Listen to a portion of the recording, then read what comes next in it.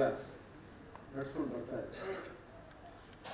ಬಹುಶಃ ಆ ಒಂದು ಚಟುವಟಿಕೆ ಅಂಗವಾಗಿ ಹಲವಾರು ಕಾರ್ಯಕ್ರಮಗಳನ್ನು ಮಾಡ್ಕೊಂಡು ಬರ್ತಾ ಇದೆ. ನಡೆದು ಕರ್ನಾಟಕ, ಸಮಾಜಮುಖಿ ರಂಗ ಬಳಗ, ಸತ್ಯಮೇವ ಜಯತೆ, ವಿಚಾರ ಕ್ರಾಂತಿ ಹಗಲಿರುಳು, ಕಥಾ ಸ್ಪರ್ಧೆ, ವೈಚಾರಿಕ ಲೇಖನ ಸ್ಪರ್ಧೆ, ವಿಚಾರ ಸಂಕಿರಣಗಳು, ಪ್ರಕಾಶನ, ಹೀಗೆ ಹಲವು ಕಾರ್ಯಕ್ರಮಗಳನ್ನು ಮಾಡ್ಕೊಂಡು ಬಂದಿದೆ.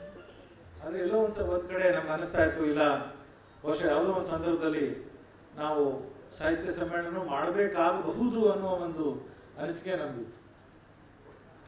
ಆದರೆ ಒಂದು ಸಾಹಿತ್ಯ ಸಮ್ಮೇಳನ ಮಾಡೋ ಸಂದರ್ಭದಲ್ಲಿ ಇಲ್ಲ, ಈಗ ಕರ್ನಾಟಕ ಸಾಹಿತ್ಯ ಪರಿಷತ್ ಇದೆ, ಅವ್ರು ಮಾಡ್ತಾ ಇದ್ದಾರೆ, ಅವ್ರು ಏನೋ ಮಾಡ್ಕೊಂಡು ಹೋಗ್ತಾ ಇದ್ದಾರೆ, ಬಿಡಿ ನಾವು ಯಾಕೆ ಅದು ಮಾಡೋಣ ಅನ್ನೋ ರೀತಿ, ಇನ್ನೊಬ್ರ ಕೆಲಸಕ್ಕೆ ನಾವೇ ತಲೆ ಹಾಕೋದು ಅನ್ನೋ ರೀತಿಯ ಒಂದು ಆಲೋಚನೆ ಇತ್ತು.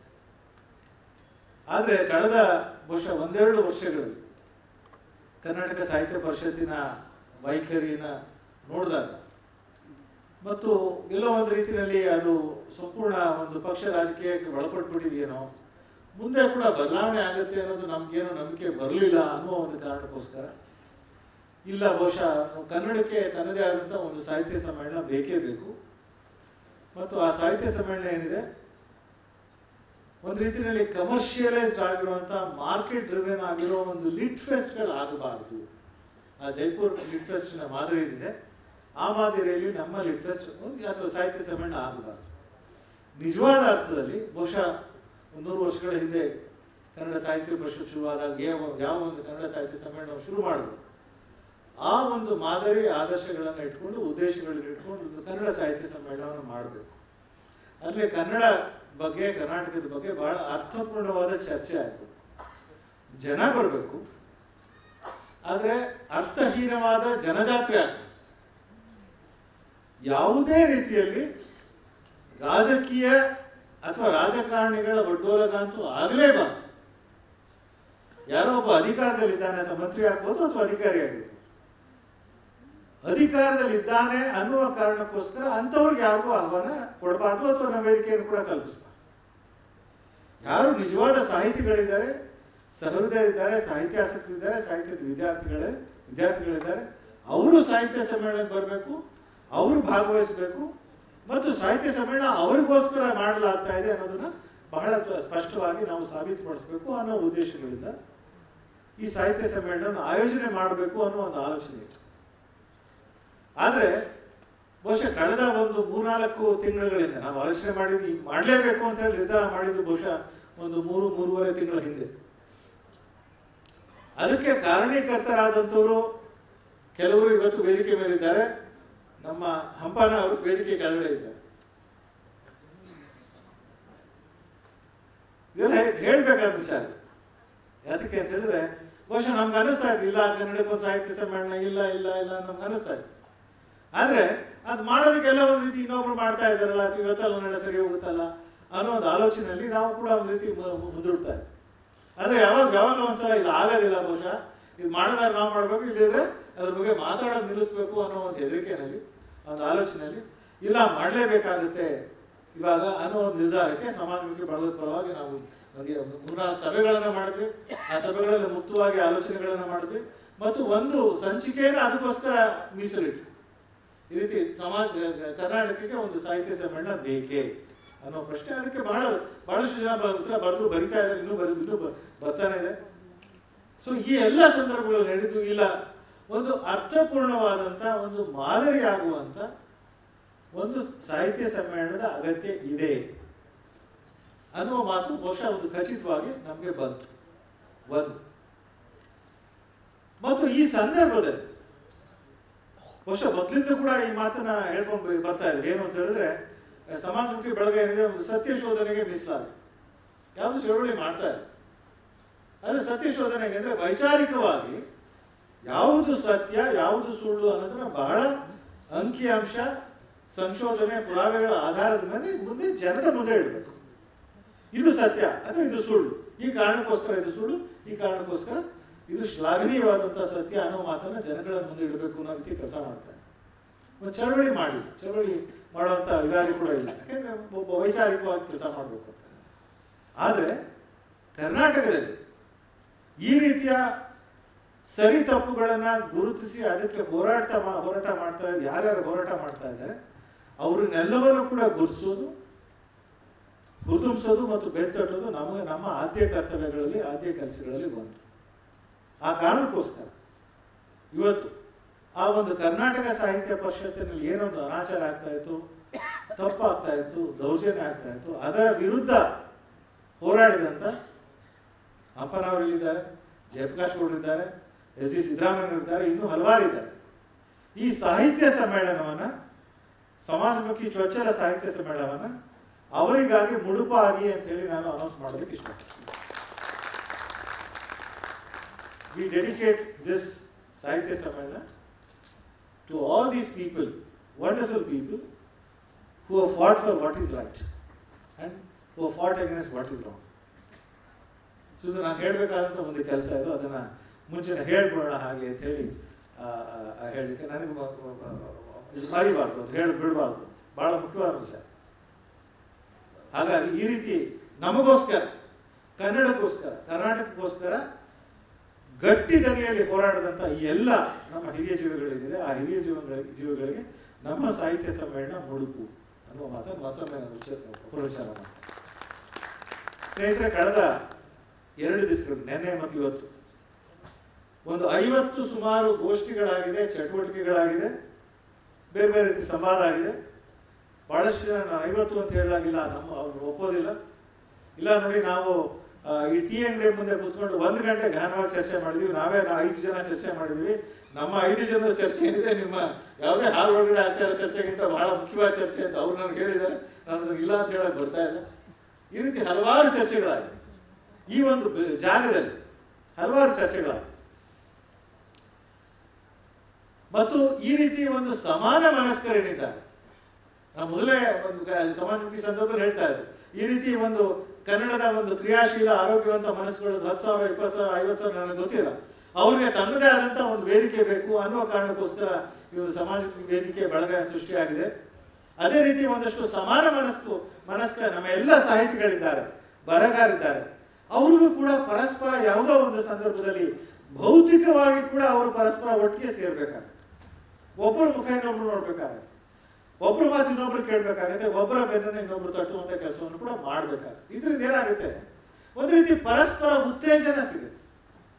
ಹೌದು, ನನ್ನಂತೆ ಇನ್ನೊಂದಷ್ಟು ಜನ 4 ಜನ ಕೆಲಸ ಮಾಡ್ತಾ ಇದ್ದಾರೆ, ಮಾತನಾಡ್ತಾ ಇದ್ದಾರೆ, ಆಲೋಚನೆ ಮಾಡ್ತಾ ಇದ್ದಾರೆ, ಬರೀತಾ ಇದ್ದಾರೆ ಅಂಥೇಳಿ ಪರಸ್ಪರ ನಾವು ಇಲ್ಲ, ನನ್ನ ರೀತಿಯ ಆಲೋಚನೆ ಮಾಡುವಂಥ ಒಂದು 1000 ಜನ ಇದ್ದಾರೆ, ಆ 1000 ಜನ ನೋಡಿ ಈ ರೀತಿ ಒಂದು ಸಾಹಿತ್ಯ ಸಮ್ಮೇಳನ ಬಂದಿದ್ರು ಅನ್ನೋ ರೀತಿ ಒಂದು ಆತ್ಮವಿಶ್ವಾಸ ನಮ್ಮಲ್ಲಿ ಮೂಡಬೇಕು.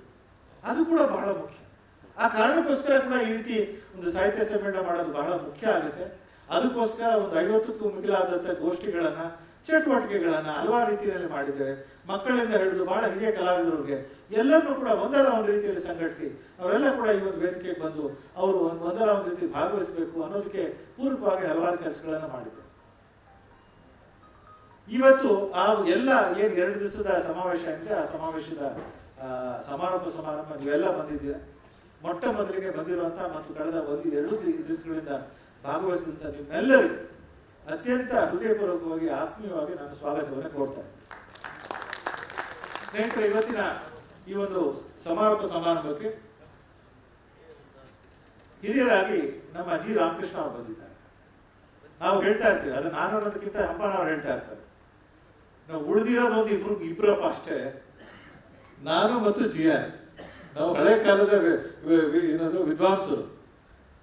ಸೊ ಆ ರೀತಿ ನಾನು ಮತ್ತು ಜಿ ಆರ್ ಮಾತ್ರ ಉಳಿದಿದ್ದೀವಿ ಅಂತ ಹೇಳಿ ಹಂಪನ ಸರ್ ಪದೇ ಹೇಳ್ತಾ ಇರ್ತಾರೆ. ಸೊ ಆ ರೀತಿ ಹಂಪನ ಸರ್ ಅವರು ನಮ್ಮ ಉದ್ಘಾಟನೆಯಲ್ಲಿದ್ರು. ಅದಕ್ಕೆ ಇಲ್ಲ, ನಮ್ಮ ಜಿ ಆರ್ ಅವರು ನಮ್ಮ ಸಮಾರಂಭದಲ್ಲಿ ಇರಬೇಕು ಅಂತ ಹೇಳಿ ನಮ್ಮ ಆಸೆ ಇತ್ತು, ಆಸೆ ಈಡೇರ್ತಾ ಇದೆ. ಸೊ ಜಿ ಆರ್ ಅವರು ಇವತ್ತು ಸಮಾರಂಭದಲ್ಲಿ ನಮ್ಮ ಮುಖ್ಯ ಅತಿಥಿಯಾಗಿ ಬಂದಿದ್ದಾರೆ. ಅವರಿಗೆ ಸಮಾಜಮುಖಿ ಬಳಗದ ಪರವಾಗಿ ಬಹಳ ಹೃತ್ಪೂರ್ವಕವಾಗಿ ಸ್ವಾಗತವನ್ನು ಕೋರ್ತಾ ಇದ್ದಾರೆ.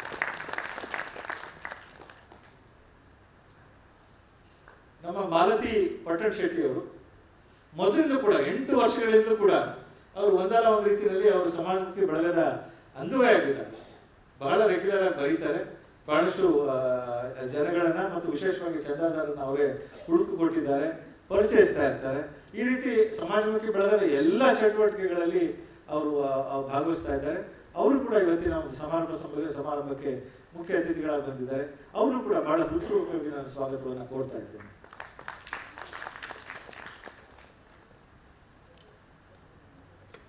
ಅದೇ ರೀತಿಯಲ್ಲಿ ನಮ್ಮ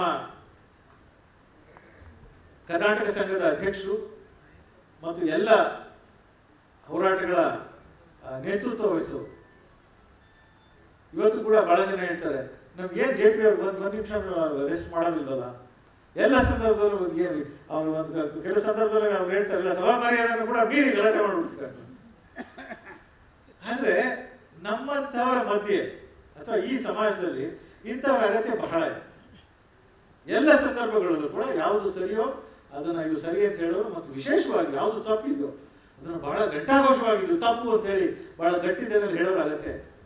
ಸೊ ನಮ್ಮೆಲ್ಲರ ಪರವಾಗಿ ಆ ಒಂದು ಘಂಟಾಘೋಷವಾಗಿ ವಿಶೇಷವಾಗಿ ತಪ್ಪನ್ನು ಇದು ತಪ್ಪು ಅಂತ ಹೇಳಿ ಹೇಳ್ತಾರೆ ಅಂತ ಜಯಪ್ರಕಾಶ್ ಗೌಡರು ಇದ್ದಾರೆ. ಅವರು ನಮ್ಮ ಜೊತೆ ಇದ್ದಾರೆ. ಅವರು ಕೂಡ ಸಮಾಜಮುಖಿ ಬಳಗದ ಪರವಾಗಿ ಬಹಳ ಹೃತ್ಪೂರ್ವಕವಾಗಿ ಸ್ವಾಗತವನ್ನು ಕೊಡ್ತಾರೆ. ಸ್ನೇಹಿತರೆ, ಬಹಳ ಹಿರಿಯ ಸಾಹಿತಿಗಳು ಮತ್ತು ಬಹಳ ಒಳ್ಳೆಯ ಮಾತುಗಾರ. ಇವತ್ತು ನಿನ್ನೆ ಕೂಡ ನಮ್ಮ ವಚನ ಸಾಹಿತ್ಯದ ವಿಚಾರದಲ್ಲಿ ಬಹಳ ಗಹನವಾಗಿ ಮಾತನಾಡಿದ್ರು. ಅಲ್ಲಿ ಇದ್ದಂಥವ್ರು ಎಲ್ಲರೂ ಕೂಡ ಆಚೆ ಬಂದು ಹೇಳಿ ಇಲ್ಲ ಎಸ್ ಸಿ ಸಿದ್ದರಾಮಯ್ಯ ಬಹಳ ಅದ್ಭುತವಾಗಿ ಮಾತನಾಡಿದ್ರು ವಚನ ಸಾಹಿತ್ಯದ ಬಗ್ಗೆ ಅಂತ. ಆ ಒಂದು ಪಾಂಡಿತ್ಯ ಮತ್ತು ಅಷ್ಟೇ ಒಂದು ಗಟ್ಟಿ ದನಿಯ ಒಂದು ವ್ಯಕ್ತಿತ್ವ ಎರಡು ಮುಖ್ಯವಾದ ವಿಚಾರ. ಬರೀ ಒಂದಿದ್ರೆ ನಡೆಯೋದಿಲ್ಲ. ನಿಮಗೆ ಪಾಂಡಿತ್ಯನೂ ಬೇಕು, ಆ ತಿಳುವಳಿಕೆನೂ ಬೇಕು, ಮತ್ತೆ ಅಷ್ಟೇ ಒಂದು ಗಟ್ಟಿ ದನಿಯಲ್ಲಿ ಯಾವುದನ್ನಾದ್ರೂ ಕೂಡ ಒಂದು ಹೇಳುವಂಥ ಒಂದು ಇದೇನಿದೆ ದಾಷ್ಟ್ಯ ಕೂಡ ಬೇಕು. ಆ ಎರಡು ಇರುವಂಥ ನಮ್ಮ ಎಸ್ ಸಿ ಸಿದ್ದರಾಮಯ್ಯ ಕೂಡ ಬಂದಿದ್ದಾರೆ. ಅವ್ರಿಗೂ ಕೂಡ ಸಮಾಜಕ್ಕೆ ಬಳಗದ ಪರವಾಗಿ ಬಹಳ ಆತ್ಮೀಯವಾಗಿ ನಾನು ಸ್ವಾಗತವನ್ನು ಕೋರ್ತಾ ಇದ್ದೀನಿ. ಸ್ನೇಹಿತರೆ, ನಮ್ಮ ಕರ್ನಾಟಕ ಹಿರಿಯ ಲೇಖಕಿ ಮತ್ತು ಕರ್ನಾಟಕ ಲೇಖಕಿಯರ ಸಂಘದ ಅಧ್ಯಕ್ಷರು ಆದಂಥ ಮತ್ತು ಎಚ್ ಎಲ್ ಪುಷ್ಪಾ ಅವರು ಬಂದಿದ್ದಾರೆ. ಅವ್ರಿಗೂ ಕೂಡ ಬಹಳ ಆತ್ಮೀಯವಾಗಿ ಸಮಾಜಮುಖಿ ಬಳಗದ ಪರವಾಗಿ ನಾನು ಸ್ವಾಗತವನ್ನು ಈ ಸಂದರ್ಭದಲ್ಲಿ ಕೋರ್ತಾ ಇದ್ದೇನೆ. ನಮ್ಮ ಹಿರಿಯ ಅಧಿಕಾರಿ, ಆದರೆ ಅಧಿಕಾರಿ ಅಂತ ಹೇಳಿ ನಾವಿಲ್ಲಿ ಅವ್ರನ್ನ ಕರೆಸಿಲ್ಲ. ಎರಡು ಮುಖ್ಯವಾದಂಥ ಅವರ ಇದಿದೆ, ಕ್ವಾಲಿಫಿಕೇಶನ್ ಇದೆ. ಒಂದು ಬಹಳ ಒಳ್ಳೆಯ ಕವಿ ಮತ್ತು ಇನ್ನೊಂದು ಬಹಳ ಮುಖ್ಯವಾದ ಅಂತ ಹೇಳಿದ್ರೆ ಒಂದು ರೀತಿಯಲ್ಲಿ ಕಲೆ ಮತ್ತು ಸಂಸ್ಕೃತಿಯ ಪೋಷಕ. ಇದು ಬಹಳ ಮುಖ್ಯವಾದ ವಿಚಾರ. ಆ ಒಂದು ಬೆಸಗರಹಳ್ಳಿ ರಾಮಣ್ಣ ಪ್ರತಿಷ್ಠಾನದಿಂದ ಕಳೆದ 16 ವರ್ಷಗಳಿಂದ ಹಲವು ಕಾರ್ಯಕ್ರಮಗಳನ್ನು ಮಾಡ್ಕೊಂಡು ಬಂದಿದ್ದಾರೆ.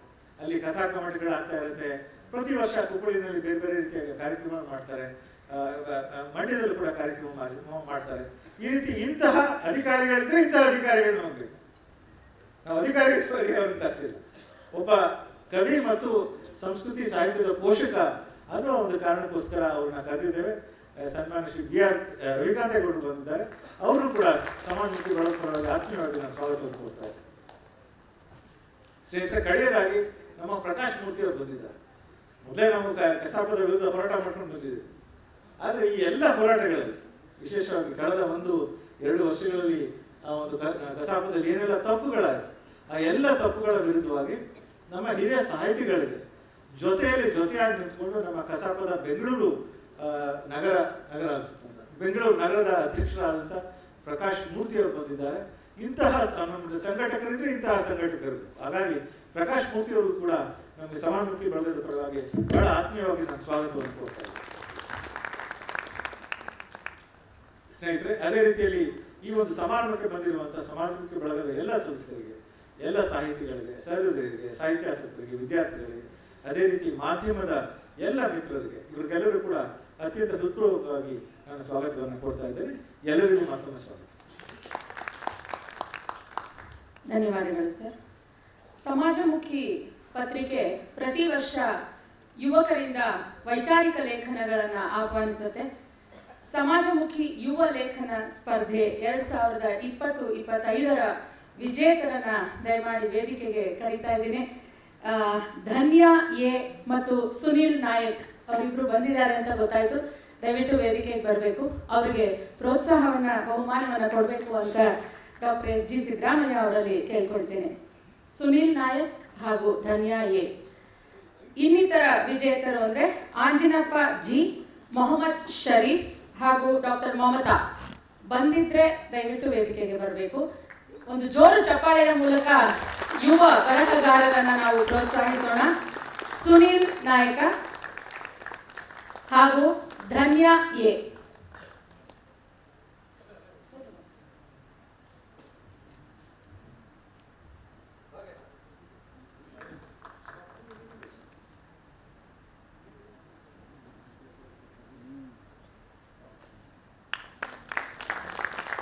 ವೈಚಾರಿಕ ಲೇಖನಗಳನ್ನು ಬರೆದು ಮೆಚ್ಚುಗೆಯನ್ನ ಗಳಿಸಿರುವಂತಹ ಹೆಸರುಗಳನ್ನ ನಾನೀಗ ಹೇಳ್ತೇನೆ. ಅದರಲ್ಲಿ ಯಾರಾದ್ರೂ ಬಂದಿದ್ರೆ ದಯವಿಟ್ಟು ವೇದಿಕೆಗೆ ಬನ್ನಿ. ಮೌನ ವಿಜೆ, ಸಚಿನ್ ಎಂ, ಮೊಹಮ್ಮದ್ ಅಜ್ಮಲ್, ಸೀಮಾ ಶಿರಗುಪ್ಪಿ, ಉಮರ್ ಫಾರೂಕ್ ಹಾಗೂ ಪ್ರಕಾಶ್ ಮೂರ್ತಿ.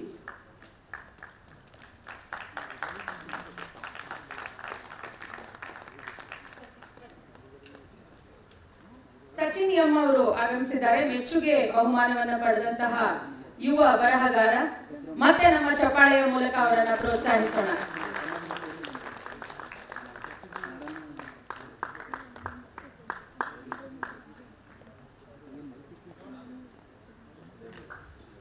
ಧನ್ಯವಾದಗಳು ಸರ್.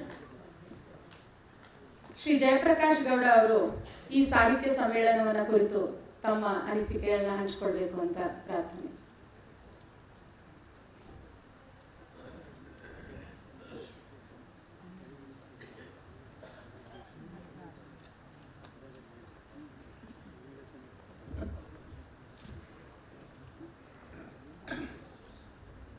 ವೇದಿಕೆ ಮೇಲಿರುವ ಎಲ್ಲ ಗಣ್ಯರೇ, ನನ್ನ ಎದುರಿರುವ ಎಲ್ಲ ಆಹ್ವಾನಿತ ಬಂಧುಗಳೇ, ಬರುವಾಗಲೇ ಒಂದು ಎಚ್ಚರಿಕೆಯನ್ನು ಕೊಟ್ಟಿದ್ದಾರೆ, 5 ನಿಮಿಷದಲ್ಲಿ ಮುಗಿಸಬೇಕು ಅಂತ. ಅದನ್ನು ದೃಷ್ಟಿಯಲ್ಲಿ ಇಟ್ಕೊಂಡು 2 ಮಾತುಗಳನ್ನು ಆಡೋದಕ್ಕೆ ಇಷ್ಟಪಡ್ತೇನೆ. ಸಮಾಜಮುಖಿ ಬಳಗ ಏನೇ ಸಮಾಜಮುಖಿ ಸಾಹಿತ್ಯ ಸಮ್ಮೇಳನವನ್ನು ಆಯೋಜನೆ ಮಾಡಿದೆವು, ಅದರ ಹಿನ್ನೆಲೆಯಲ್ಲಿ ಒಂದು ದೊಡ್ಡ ಸಂಘಟನೆ ಇದೆ. ಆ ಸಂಘಟನೆಯನ್ನು ಮುನ್ನಡೆಸ್ತಾ ಇರ್ತಕ್ಕಂಥ ವ್ಯಕ್ತಿ ಜನಪರವಾಗಿದ್ದರೆ, ಜನಮುಖಿಯಾಗಿದ್ದರೆ ಇವೆಲ್ಲವೂ ಸಾಧ್ಯ ಆಗುತ್ತೆ ಅನ್ನುವಂಥದ್ದನ್ನು ಮೊದಲು ನಾವು ಮನಗಾಣಬೇಕು. ಈ ರೀತಿಯ ಸಂಘಟನೆಯ ನೇತೃತ್ವವನ್ನು ವಹಿಸಿರ್ತಕ್ಕಂಥ ಜಯರಾಮ್ ರಾಯಪುರ ನಮ್ಮ ಕರ್ನಾಟಕ ಕಂಡಂಥ ಅಪರೂಪದ ಹಿರಿಯ ಅಧಿಕಾರಿಗಳಲ್ಲಿ ಒಬ್ಬರು ಅನ್ನುವಂಥದ್ದನ್ನು ವಿವಾದಿತವಾಗಿರ್ತಕ್ಕಂಥ ನಿರ್ವಿವಾದ ಸಂಗತಿ.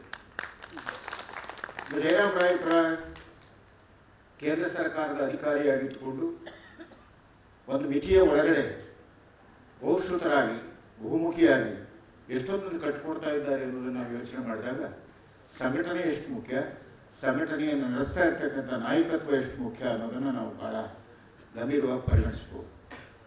ನಾನು ಕಳೆದ 7-8 ವರ್ಷಗಳಿಂದ ಅವ್ರನ್ನ ಗಮನಿಸ್ಕೊಂಡು ಬರ್ತಾ ಇದ್ದೇನೆ. ನಿತ್ಯ ನಿರಂತರ ಯೋಚನೆ ಮಾಡ್ತಾ ಇರ್ತಾರೆ. ಒಂದು ಕಡೆ ನಡೆನೋಡು ಕರ್ನಾಟಕ ಅನ್ನುವಂಥ ಅಭಿಯಾನವನ್ನು ಪ್ರಾರಂಭ ಮಾಡಿ ಕರ್ನಾಟಕವನ್ನು ಪರಿಚಯ ಮಾಡಿಕೊಡ್ತಕ್ಕಂಥ ಕೆಲಸ ಮಾಡಿದ್ರೆ, ಮತ್ತೊಂದು ಕಡೆ ಮೂಡಲ್ಪಾಯ ಯಕ್ಷಗಾನ ಅನ್ನುವಂಥ ಒಂದು ಪ್ರಾಚೀನ ಕಲೆಯನ್ನು ಸಂರಕ್ಷಿಸ್ತಕ್ಕಂಥದ್ದಕ್ಕೆ ಪೋಷಕರಾಗಿ ನಿಂತ್ಕೊಳ್ತಕ್ಕಂಥ ಪ್ರಯತ್ನವನ್ನು ಮಾಡ್ತಕ್ಕಂಥದ್ದು. ಮತ್ತೊಂದು ಕಡೆ ಪ್ರಜಾಪ್ರಭುತ್ವದ ಹಿನ್ನೆಲೆಯಲ್ಲಿ ಎಲ್ಲ ನೆಲೆಯಲ್ಲಿ ನಿಂತು ನೋಡುವ, ಎಲ್ಲ ನೆಲೆಯಲ್ಲಿ ನಿಂತು ಯೋಚಿಸುವ, ಎಲ್ಲ ನೆಲೆಯಲ್ಲಿ ನಿಂತು ಬರೆಯುವ ಒಂದು ವೇದಿಕೆಯನ್ನಾಗಿ ಕಲ್ಪಿಸಿಕೊಡ್ತಕ್ಕಂಥ ಸಮಾಜಮುಖಿ ಪತ್ರಿಕೆಯನ್ನು ತರ್ತಕ್ಕಂಥ ಕೆಲಸವನ್ನು ಮಾಡ್ತಾ ಇರ್ತಕ್ಕಂಥ. ಮತ್ತೊಂದು ಕಡೆ ವೈಚಾರಿಕವಾಗಿ ಯೋಚನೆ ಮಾಡುವಂಥ ಒಂದು ವಾತಾವರಣವನ್ನು ನಿರ್ಮಿಸಬೇಕು ನಮ್ಮ ಕನ್ನಡ ಪ್ರಪಂಚದಲ್ಲಿ ಅನ್ನುವಂಥ ಯೋಚನೆಯಿಂದ ಕುವೆಂಪು ವೈಚಾರಿಕ ಹಗಲು ಇರಲು ಅನ್ನುವಂಥ ವಿಚಾರ ಸಂಕಿರಣವನ್ನು, ಮತ್ತು ಗಾಂಧಿ ಮತ್ತು ಅಂಬೇಡ್ಕರ್, ಬಸವಣ್ಣ ಮುಂತಾದ ಇತಿಹಾಸ ಪುರುಷರ ಅಥವಾ ಅಂಥವ್ರನ್ನ ಮುಖಾಮುಖಿಯಾಗಿಸಿ ಅದರಲ್ಲಿ ಕೆಳ್ಳೆ ಯಾವುದು ಒಳ್ಳೆಯದು ಯಾವುದು ಎಲ್ಲ ಅಂಶಗಳನ್ನು ಕ್ರೋಢೀಕರಿಸಿ ನಮ್ಮ ಸಮಾಜಕ್ಕೆ ಅರ್ಪಿಸ್ತಕ್ಕಂಥ ಕಾರ್ಯಕ್ರಮಗಳನ್ನ ರೂಪಿಸೋದ್ರ ಮೂಲಕ, ಎಲ್ಲಕ್ಕಿಂತ ಮಿಗಿಲಾಗಿ ಉದ್ಯಮ, ಯಾಕೆಂದರೆ ಆರ್ಥಿಕ ಚಟುವಟಿಕೆಗಳು ಇದ್ದರೆ ಮಾತ್ರ ಏನಾದರೂ ಸಾಧಿಸ್ಲಿಕ್ಕೆ ಸಾಧ್ಯ ಅನ್ನುವಂಥ ಹಿನ್ನೆಲೆ ಒಳಗಡೆ ಉದ್ಯಮಿ ಒಕ್ಕಲಿಗ ಅನ್ನುವಂಥ ಒಂದು ಎಕ್ಸ್ಪೋವನ್ನು ಮಾಡ್ತಕ್ಕಂಥ, ನೀವು ಜಾತಿ ಅಂತ ಯಾರು ಅಂದ್ಕೊಳ್ಬೇಡಿ, ಯಾಕೆಂದರೆ ಒಂದು ಕರ್ಮಕ್ಷೇತ್ರ, ಒಂದು ಕ್ಷೇತ್ರವನ್ನು ಇಟ್ಕೊಂಡು ಅದನ್ನು ಪಸರಿಸ್ತಕ್ಕಂಥದ್ದು, ಕೃಷಿಯನ್ನೇ ಆಧಾರವಾಗಿ ಇಟ್ಕೊಂಡು ಬದುಕ್ತಾ ಇರ್ತಕ್ಕಂಥ ಕೃಷಿಕರು, ಈ ಭಾಗದಲ್ಲಿ ರೈತರು, ಒಕ್ಕಲಿಗರು, ಅವರು ಉದ್ಯಮಗಳಿಗೆ ಹೋದಾಗ ಎಲ್ಲಿಯೂ ಸಂಘಟಿತರಾಗದೇ, ಪರಸ್ಪರ ಪರಿಚಯ ಇಲ್ಲದೇ ತಮ್ಮ ಪಾಡಿಗೆ ತಾವು ಏನೋ ಒಂದು ಕಡೆ ತಯಾರು ಮಾಡಿಕೊಂಡು ಅದಕ್ಕೆ ಮಾರುಕಟ್ಟೆ ಸಿಗದೇ ಇರ್ತಕ್ಕಂಥ ಸಂದರ್ಭದಲ್ಲಿ ಅವನ್ನೆಲ್ಲ ಒಟ್ಟುಗೂಡಿಸಿ ಕಳೆದ 3 ವರ್ಷದಿಂದ ಒಂದು ದೊಡ್ಡ ಕಾರ್ಯಕ್ರಮವನ್ನು ಅರಮನೆ ಮೈದಾನದಲ್ಲಿ ಏರ್ಪಡಿಸ್ತಕ್ಕಂಥ ಒಂದು ದೊಡ್ಡ ಪ್ರಯತ್ನ ಇದೆಯಲ್ಲ, ಇದಂತೂ ಅದ್ಭುತವಾದಂಥ ಒಂದು ಪ್ರಯತ್ನ. ಊಹೆ ಮಾಡೋದಕ್ಕೂ ಕೂಡ ಸಾಧ್ಯ ಇರತಕ್ಕಂಥ 50 ವರ್ಷದ ನನ್ನ ಸಾಂಸ್ಕೃತಿಕ ಜೀವನದಲ್ಲಿ ಯಾತ್ರೆಯಲ್ಲಿ ಹಣ 5 ರೂಪಾಯಿ ಕೊಡೋದಕ್ಕೆ ಸಾಧ್ಯ ಇಲ್ಲದೆ ಇರ್ತಕ್ಕಂಥ ಒಂದು ಜನ ಇವತ್ತು 500 ರೂಪಾಯಿ 5,000 ರೂಪಾಯಿ ಕೊಡುವಂಥ ಸಾಧ್ಯತೆಯನ್ನು ಮುಟ್ಟಿದಂಥ ಸಂದರ್ಭದಲ್ಲಿ ಅವ್ರನ್ನ ಸಂಘಟಿಸತಕ್ಕಂಥ ಪ್ರಯತ್ನ ಮಾಡ್ತಾರಲ್ಲ, ಅದರ ಜೊತೆಗೆ ಇವತ್ತು ಸಾಹಿತ್ಯ ಸಮ್ಮೇಳನವನ್ನು ಹೇಗೆ ನಡೆಸಬೇಕು, ಯಾವ ರೀತಿಯಲ್ಲಿ ನಡೆಸಬೇಕು ಅನ್ನೋದಕ್ಕೆ ಉದಾಹರಣೆಯಾಗಿ ಇವತ್ತಿನ ಸಮ್ಮೇಳನವನ್ನು ನಿನ್ನೆ ಮತ್ತು ಇವತ್ತು ಸಂಘಟಿಸಿರ್ತಕ್ಕಂಥದ್ದು ಇದೆಯಲ್ಲ, ಇದು ಬಹಳ ಮುಖ್ಯವಾಗಿರ್ತಕ್ಕಂಥ ಸಂಗತಿ. ಇದೆಲ್ಲವೂ ಯಾಕೆ ಸಾಧ್ಯ ಆಯಿತು ಅದನ್ನು ಯೋಚನೆ ಮಾಡೋದು. ಇದೆಲ್ಲವೂ ಯಾಕೆ ಸಾಧ್ಯ ಆಯಿತು ಅಂದರೆ ಯೋಚನೆ, ಜನಮುಖಿಯಾಗಿ ಯೋಚನೆ ಮಾಡ್ತಕ್ಕಂಥದ್ದು, ಸರಳವಾಗಿ ಯೋಚನೆ ಮಾಡ್ತಕ್ಕಂಥದ್ದು, ಸರಳವಾಗಿ ಬದುಕೋದಕ್ಕೆ ಪ್ರಯತ್ನ ಮಾಡ್ತಕ್ಕಂಥದ್ದು, ಮತ್ತು ಎಲ್ಲಕ್ಕಿಂತ ಮೊದಲಾಗಿ ಎಲ್ಲರನ್ನೂ ಒಳಗೊಳ್ಳುವ ಒಂದು ಮನೋಪ್ರವೃತ್ತಿಯನ್ನು ಬೆಳೆಸ್ಕೊಳ್ತಕ್ಕಂಥದ್ದು ಇದೆಯಲ್ಲ, ಆ ಎಲ್ಲರನ್ನೂ ಒಳಗೊಳ್ಳುವ ಮನೋಪ್ರವೃತ್ತಿಯನ್ನು ಬೆಳೆಸ್ಕೊಂಡಿದ್ರಾಗಿ ಇವತ್ತು ಜಯರಾಮ್ ರಾಯಪುರ ಇಷ್ಟೆಲ್ಲ ಕೆಲಸವನ್ನು ಮಾಡಲಿಕ್ಕೆ ತನ್ನ ಸ್ನೇಹಿತರೊಡಗೂಡಿ ಸಾಧ್ಯ ಆಗಿದೆ. ಸ್ನೇಹಿತರೆ, ನಿನ್ನೆಯಿಂದ ನಾನು ಉಡುಪಿಯಲ್ಲಿ ಹಲವಾರು ಗೋಷ್ಠಿಗಳನ್ನು ನೋಡಿದ್ದೇನೆ, ಅದಕ್ಕೆ ರಿಯಾಕ್ಟ್ ಕೂಡ ಮಾಡಿದ್ದೇನೆ, ಅದನ್ನು ಯೋಚಿಸ್ತಾ ಇದ್ದೇನೆ. ನಾನು ಕೆಲವು ಸಾದೃಶ್ಯಗಳ ಮೂಲಕ ನನ್ನ ಅಭಿಪ್ರಾಯಗಳನ್ನು ಹೇಳೋದಕ್ಕೆ ಇಷ್ಟಪಡ್ತೇನೆ. ಸಮ್ಮೇಳನ ಕನ್ನಡ ಸಾಹಿತ್ಯ ಪರಿಷತ್ತು ಪ್ರಸ್ತಾಪ ಮಾಡ್ಬೋದು. 110 ವರ್ಷಗಳ ವಯೋಮಾನದಲ್ಲಿರ್ತಕ್ಕಂಥದ್ದು, ಅದನ್ನು ಕಟ್ಟಿ ಬೆಳೆಸಿದಂಥವರಲ್ಲಿ ಅನೇಕರು ಇಲ್ಲಿದ್ದಾರೆ. ಇವತ್ತು ಸಾಹಿತ್ಯ ಪರಿಷತ್ತಿನ ಬಗ್ಗೆ ಮಾತಾಡಲಿಕ್ಕೆ ಹೊರಟ್ರೆ ಅಯ್ಯೋ ಎಲ್ಲರೂ ಬುದ್ಧಿ ಇದೆಯಾ ನಿಮಗೆ, ಅಂಥ ಹಿರಿಯ ಸಂಸ್ಥೆಯನ್ನು ಕುರಿತು ಮಾತಾಡೋದಕ್ಕೆ ಹೋಗಿದ್ದೀರಲ್ಲ ಅಂತ ಹೇಳುವಂಥ ಒಂದು ಪ್ರವೃತ್ತಿ ಇದೆ. ಸಾಹಿತ್ಯ ಪರಿಷತ್ ಹೇಗಾಗಿದೆ ಅಂತಂದರೆ ಇವತ್ತು ಸರ್ಕಾರದ ಒಂದು ಅವಿಭಾಜ್ಯ ಅಂಗ ಅನ್ನುವಂಥ ಒಂದು ಭಾವನೆಯನ್ನು ನಮ್ಮಲ್ಲೆಲ್ಲ ಮೂಡಿಸುತ್ತಿದೆ. ಸಾಹಿತ್ಯ ಸಮ್ಮೇಳನಗಳಿಗೆ ಹಣವನ್ನು ಸಂಗ್ರಹಿಸ್ತಕ್ಕಂಥ ಕೆಲಸ ಜಿಲ್ಲಾಧಿಕಾರಿಗಳಿಗೆ, ತಾಲೂಕು ಅಧಿಕಾರಿಗಳಿಗೆ ಅದು ನಮ್ಮದೇ ಅನ್ನುವಂಥದ್ದು ಸಾರ್ವಜನಿಕರು ಕೂಡ ಪ್ರಶ್ನೆ ಮಾಡದೇ ಇರ್ತಕ್ಕಂಥ ಒಂದು ಮಟ್ಟಕ್ಕೆ ಕೊಟ್ಟು ಹೋಗ್ತಿದ್ದಾರೆ. ಯಾಕೆ ಸಾಹಿತ್ಯ ಪರಿಷತ್ ಹುಟ್ಟುಕೊಳ್ತು ಅನ್ನುವಂಥ ಹಿನ್ನೆಲೆ ನಿಮಗೆಲ್ಲ ಗೊತ್ತಿದೆ. ಆಳಿದ ಮಹಾಸ್ವಾಮಿಗಳು, ಆಳಿದ ನಾಲ್ವಡಿ ಕೃಷ್ಣಾಜೋಳಿಗರು ನಮ್ಮ ನಿಮ್ಮ ಅಭಿಪ್ರಾಯಗಳನ್ನು ತಿಳಿಸೋದಕ್ಕೆ ಒಂದು ನಾವು MRA ರಾಜಕೀಯವಾಗಿ ಆರ್ಥಿಕಾಭಿವೃದ್ಧಿಗೆ ಸಂಬಂಧಪಟ್ಟಂತೆ ನಾವು ಮೆಂಬರ್ ಆಫ್ ರೆಪ್ರೆಸೆಂಟೇಟಿವ್ ಅಸೆಂಬ್ಲಿ ಅಂತ ಮಾಡಿದ್ದೀವಿ. ಮತ್ತು ನಮ್ಮ ಮನಸ್ಸುಗಳು ಹೇಗಿರಬೇಕು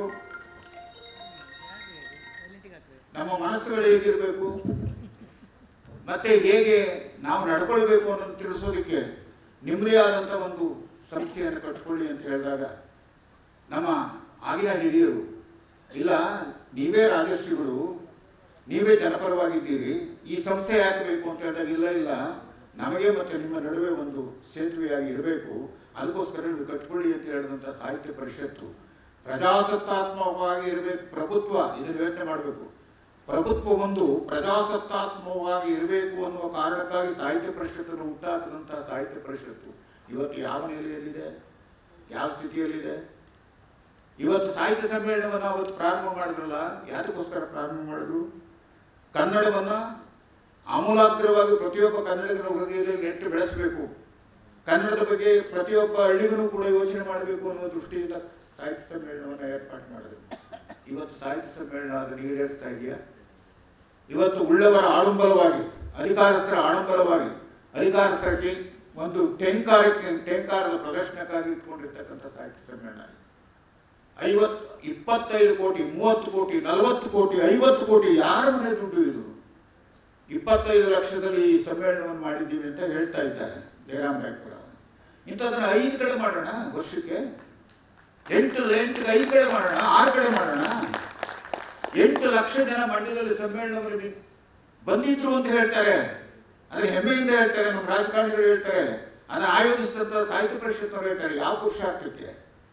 ಯಾವ ಪುರುಷಾರ್ಥಕ್ಕೆ 8 ಲಕ್ಷ ಬೇಕು? ಏನಾಯ್ತು ಅದರಿಂದ? ಏನು ಸಾಧಿತವಾಯಿತು?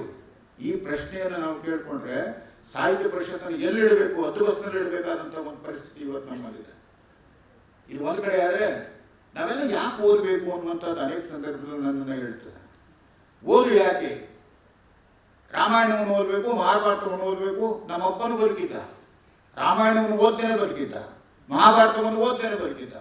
ಯಾವುದೇ ಇಸಮ್ಸ್ಗಳನ್ನು, ಮಾರ್ಕಿಸಮ್ ಆಗಲಿ, ಲೋಹಿಯಾವಾದ ಆಗಲಿ ಅಥವಾ ಗಾಂಧಿವಾದ ಆಗಲಿ, ಯಾವುದೇ ವಾದಗಳನ್ನಿಲ್ಲದೆ ಮನುಷ್ಯನಾಗಿ ಬದುಕಿದ್ದ, ಮನುಷ್ಯನಾಗಿ ಊಟ ಮಾಡ್ತಿದ್ದ, ಮನುಷ್ಯನಾಗಿ ಜೀವಿಸಿದ್ದ, ಎಲ್ಲರೊಳಗಾಡಿ ಬದುಕಿದ್ದ. ಅವನು ಬದುಕಿರ್ಲಿಲ್ವೇ? ನಾವೇನು ಮಾಡ್ತಾ ಇದ್ದೀವಿ ಈಗ? ನಾವೇನು ಮಾಡ್ತಾ ಇದ್ದೀವಿ? ಎಲ್ಲ ಇಸಮ್ಸ್ಗಳಿಗೊಳಗಾಗ್ಬಿಟ್ಟಿದ್ವಿ. ಮಾನವೀಯತೆಯನ್ನು ಮರೆತು ಇಸಮ್ಸ್ಗಳಿಗೊಳಗಾಗ್ತಾ ಇದ್ವಿ.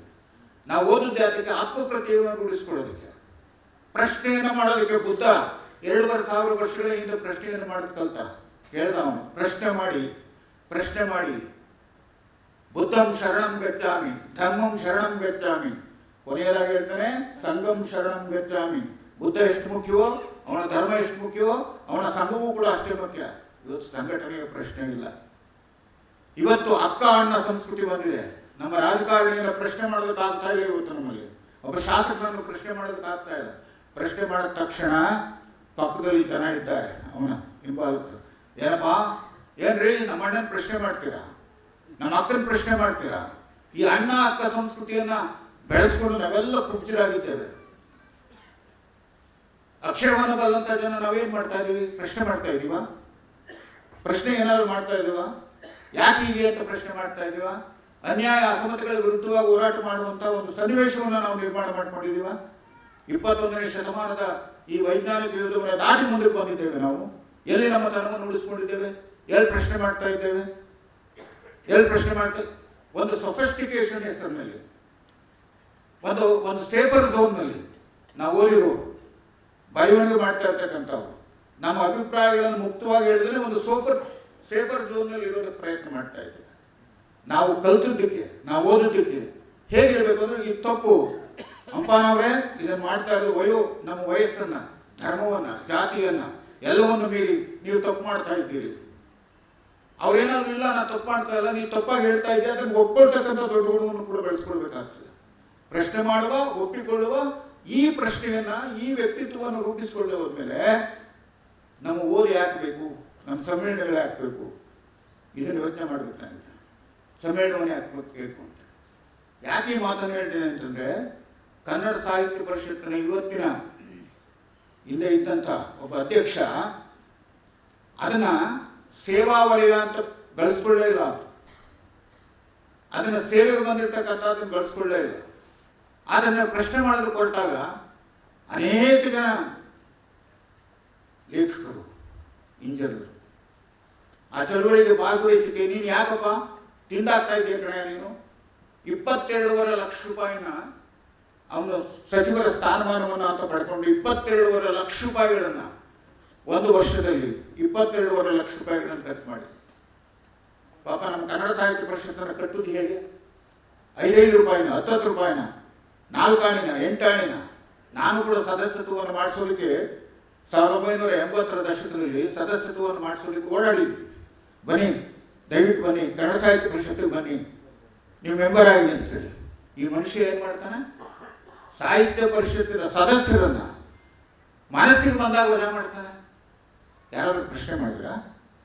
ಯಾಕೆ ಹೀಗೆ ಮಾಡ್ತಾ ಇದೀರಿ ಅಂತ ಪ್ರಶ್ನೆ ಮಾಡಿದ್ರ? 27 ಕೋಟಿ 30 ಕೋಟಿ ಯಾಕೆ ಬೇಕು ಅಂತ ಪ್ರಶ್ನೆ ಮಾಡಿದ್ರ?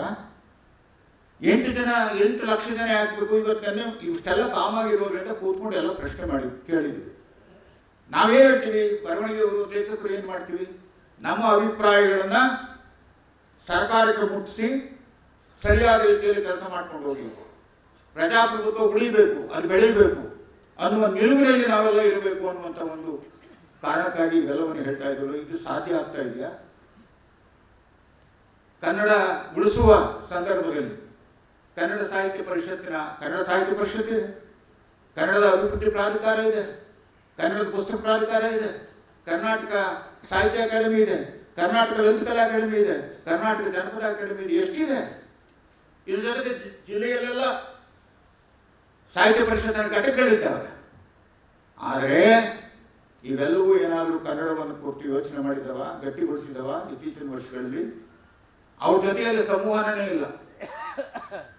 ಕನ್ನಡ ಸಾಹಿತ್ಯ ಪರಿಷತ್ತಿನ ಕನ್ನಡ ಅಭಿವೃದ್ಧಿ ಪ್ರಾಧಿಕಾರದ ಅಧ್ಯಕ್ಷರು ಅಥವಾ ಅಲ್ಲಿ ನೇಮಕಗೊಂಡಿರ್ತಕ್ಕಂಥ ಅಧ್ಯಕ್ಷರು ಹೇಳ್ತಾರೆ, ನಾವು ಹೇಳ್ತೀವಿ ಸರ್ಕಾರಕ್ಕೆ, ಕೇಳ್ತಾ ಇಲ್ಲ, ಏನು ಮಾಡೋದು? ಅದಕ್ಕೆ ನನ್ನ ಉತ್ತರ ಏನು ಗೊತ್ತಾ? ಕೇಳಿದ್ರೆ ಬಿಟ್ಬಿಟ್ಟು ಬನ್ನಿ. ನೀವೆಲ್ಲ ಒಟ್ಟಿಗೆ ಸೇರಿ ಕನ್ನಡವನ್ನು ಉದ್ಧಾರ ಮಾಡೋದ್ರ ಮೇಲೆ ನೀವು ಯಾಕಿರ್ಬೇಕಲ್ಲಿ? ನೀವು ಯಾಕಿರಬೇಕು? ಕನ್ನಡ ಸಾಹಿತ್ಯ ಪರಿಷತ್ತಿನ ದುಡ್ಡನ್ನು ಎಷ್ಟು ತಿಂದಾಗ್ತಾ ಇದೆಯಾ ಅಂತ ಹೇಳೋದಕ್ಕಾಗದೇ ಇದ ಮೇಲೆ ನೀವು ಯಾಕೆ ವೇದಿಕೆಯ ಮೇಲೆ ಭಾಷಣ ಮಾಡಬೇಕು? ಯಾಕೆ ಎದುರ್ಕೊಳ್ಬೇಕು? ನಮ್ಮ ರವಿಕಾಂತೇಗೌಡರು ಇದ್ದಾರೆ, ನಮ್ಮ ಮೇಷ್ಟ್ರು ಬಹಳ ಉದ್ವೇಗಕ್ಕೆ ಒಳಗಾಗ್ಬಿಡ್ತಾರೆ ಅಂತ ನಾವು ಮಾತನ್ನು ಹೇಳ್ತಾ ಇರ್ತಾರೆ. ನಾವು ಹೇಳ್ತೀನಿ, ಪರವಾಗಿಲ್ಲ, ನಮಗೇನು ಯಾವುದು ಆಸೆಗಳಿಲ್ಲ, ನಿಮ್ಗಾದ್ರೂ ಆಸೆ ಇರ್ಬೋದೇನೋ ಅಂತ.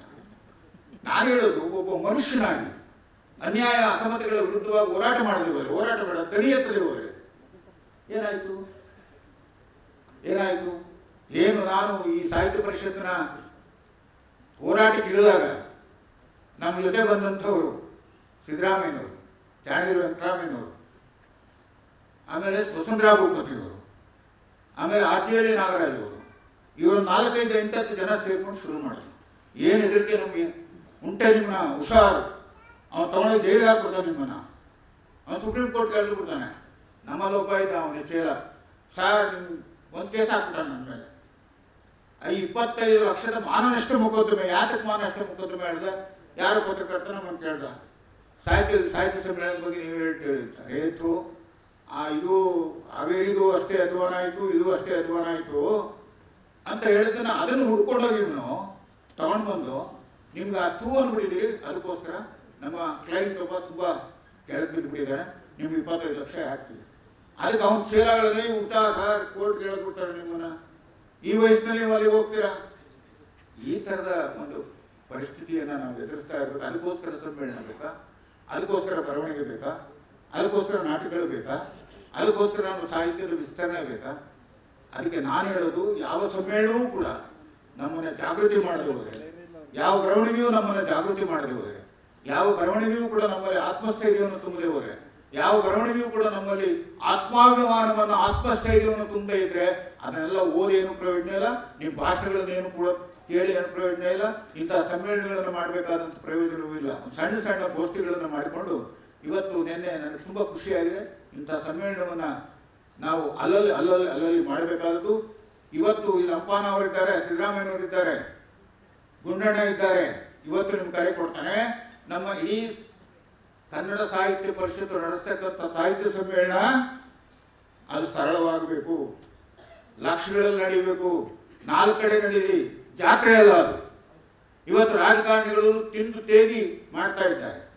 ಅವರೇ ಮಾಡ್ಬೋದು ವಿಶ್ವ ಕನ್ನಡ ಸಮ್ಮೇಳನ ಅಂತ. ಇದೊಂದು ಮೀಡಿಯೋಕರ್, ಇದೊಂದು ಮಧ್ಯವರ್ತಿಯಾಗಿ ಏನು ಕೆಲಸ ಇಲ್ಲ, ಮಧ್ಯವರ್ತಿಯಾಗಿ ಕೆಲಸ ಮಾಡ್ತಾ ಇದ್ದಾರೆ. ಮುಂದಿನ ದಿನಗಳಲ್ಲಿ ಸಾಹಿತ್ಯ ಸಮ್ಮೇಳನವನ್ನು, ಸಾಹಿತ್ಯ ಪರಿಷತ್ತನ್ನು ಯಾರನ್ನ ಆಯ್ಕೆ ಮಾಡಬೇಕು, ಹೇಗಿರಬೇಕು, ಅವರು ಸಾಹಿತ್ಯ ಸಮ್ಮೇಳನ ಹೇಗಿರಬೇಕು ಅಂತ ನೀವೆಲ್ಲ ಯೋಚನೆ ಮಾಡದೆ ಹೋದರೆ ನಮ್ಮ ಓದಿಗೆ, ನಮ್ಮ ಚಿಂತನೆಗೆ ಯಾವುದೇ ಅರ್ಥ ಇಲ್ಲ. ದಯಮಾಡಿ ನನ್ನ ಮಾತುಗಳು ನಿಮಗೆ ಬೇಸರ ತರಿಸಿದ್ರೆ ಕ್ಷಮಿಸಿ ಅಂತೇಳಿ ಹಿಂದುಗಡೆ ಆಗಲೇ ನಿಂತಿದ್ದಾರೆ. ಅದರಿಂದ ನನ್ನ ಮಾತನ್ನು ಮುಗಿಸಿ ವಿರಾಮ ಹೇಳ್ತೇನೆ. ಧನ್ಯವಾದಗಳು ಸರ್. ನಮ್ಮ ದಾರಿ ಸರಿ ಇದೆ ಎನ್ನುವ ಆಶ್ವಾಸನೆಯನ್ನ, ಬೆಂಬಲವನ್ನು ಕೊಟ್ಟಂತ ಹಿರಿಯ ಜಯಪ್ರಕಾಶ್ ಗೌಡ ಅವರಿಗೆ ವಂದನೆಗಳು. ಸಿದ್ದರಾಮಯ್ಯ ಸರ್, ನಿಮ್ಮ ಮಾತಿಗಾಗಿ ಕಾಯ್ತಾ ಇದ್ದೇವೆ.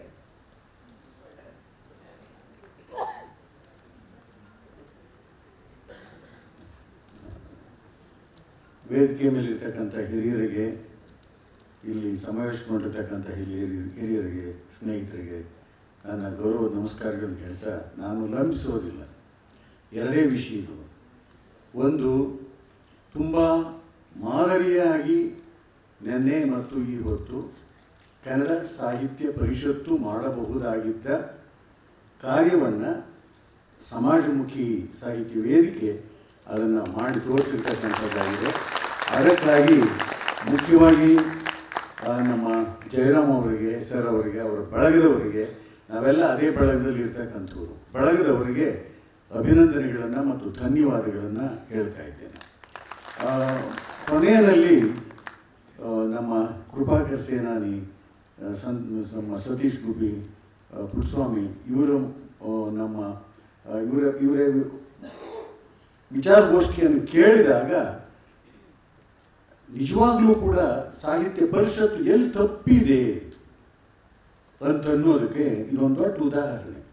ಯಾಕೆಂದರೆ ಸಾಹಿತ್ಯ ಅನ್ನೋದು ಬದುಕಿನ ಪ್ರತಿಬಿಂಬವಾದಷ್ಟೇ ಮಟ್ಟಿಗೆ ಬದುಕಿನ ಗತಿಬಿಂಬವು ಎನ್ನುವುದನ್ನು ತುಂಬ ಚೆನ್ನಾಗಿ ಈ ವಿಜ್ಞಾನದ ವನ್ಯಜೀವಿ ಸಂರಕ್ಷಣೆಯ ಈ ವಿಚಾರಗೋಷ್ಠಿ ಇದೆಯಲ್ಲ, ತುಂಬ ಅರ್ಥಪೂರ್ಣವಾಗಿ ಇಲ್ಲಿ ಕುಳಿತಿದ್ದವ್ರಿಗೆ ಎಲ್ರಿಗೂ ತೋರಿಸ್ತು.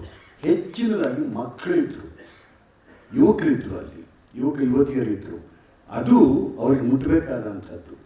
ಅದಕ್ಕಾಗಿ ಮತ್ತೊಮ್ಮೆ ಅಭಿನಂದಿಸ್ತಾ ನಾನು ಸರ್ಕಾರಗಳನ್ನು ಕೇಳೋದು ಇಷ್ಟೇನೆ, ನಿಮ್ಮ ರಾಜಕೀಯ ಪಕ್ಷದ ಯಾವುದೇ ಮೂಗನ್ನು, ಕೊಳಕು ಮೂಗನ್ನು ಸಾಹಿತ್ಯ ಪರಿಷತ್ತಿಗೆ ತೋರಿಸ್ಬೇಡಿ. ಯಾಕೆ ಅಂದರೆ ಹೋದ ಸಾರಿ ನಡೆದ ಚುನಾವಣೆ ಇವತ್ತು ಮೈ ಉರಿಯುತ್ತೆ ನಮಗೆ. ಚುನಾವಣೆಯೊಳಗೆ ಒಂದು ಪಕ್ಷ ಭಾಗವಹಿಸಿದ ರೀತಿಯೊಳಗೆ ಈ ದುರ್ಗತಿಗೆ ಕಾರಣವಾಯಿತು. ಆ ದೃಷ್ಟಿಯಿಂದ ನಾಲ್ವಡಿ ಕೃಷ್ಣರಾಜ ಒಡೆಯರ್ ಅವರು ಕಟ್ಟಿದಂಥ ಒಂದು ಜನಮುಖಿ, ಸಮಾಜಮುಖಿ ದೃಷ್ಟಿಕೋನವನ್ನು ಇಟ್ಟುಕೊಂಡಂತೆ ಪ್ರಜಾಸತ್ತಾತ್ಮಕವಾದ ಆಶಯಗಳನ್ನೊಳಗೊಂಡು ಕಟ್ಟಿದ ಕನ್ನಡ ಸಾಹಿತ್ಯ ಪರಿಷತ್ತಿನ ಸ್ವಾಯತ್ತತೆಯನ್ನು ಗೌರವಿಸಿ. ನಿಮ್ಮ ರಾಜಕೀಯ ಪಕ್ಷದ ಬೇಳೆಯನ್ನು ಬೇಯಿಸ್ಕೊಳ್ಳೋದಕ್ಕೆ ಬರಬೇಡಿ. ಬೇರೆ ಸಂಸ್ಥೆಗಳನ್ನು ಕಬ್ಜಾ ಮಾಡ್ಕೊಂಡ ರೀತಿ ಒಳಗೆ ಕನ್ನಡ ಸಾಹಿತ್ಯ ಪರಿಷತ್ತನ್ನು ಕಬ್ಜಾ ಮಾಡ್ಕೊಳ್ಳೋದಕ್ಕೆ ಹೋಗಬೇಡಿ. ಇದು ಇಡೀ ಕನ್ನಡ ಜನತೆಯ ಪರವಾಗಿ ಕೊಡುತ್ತಿರುವ ಎಚ್ಚರಿಕೆ.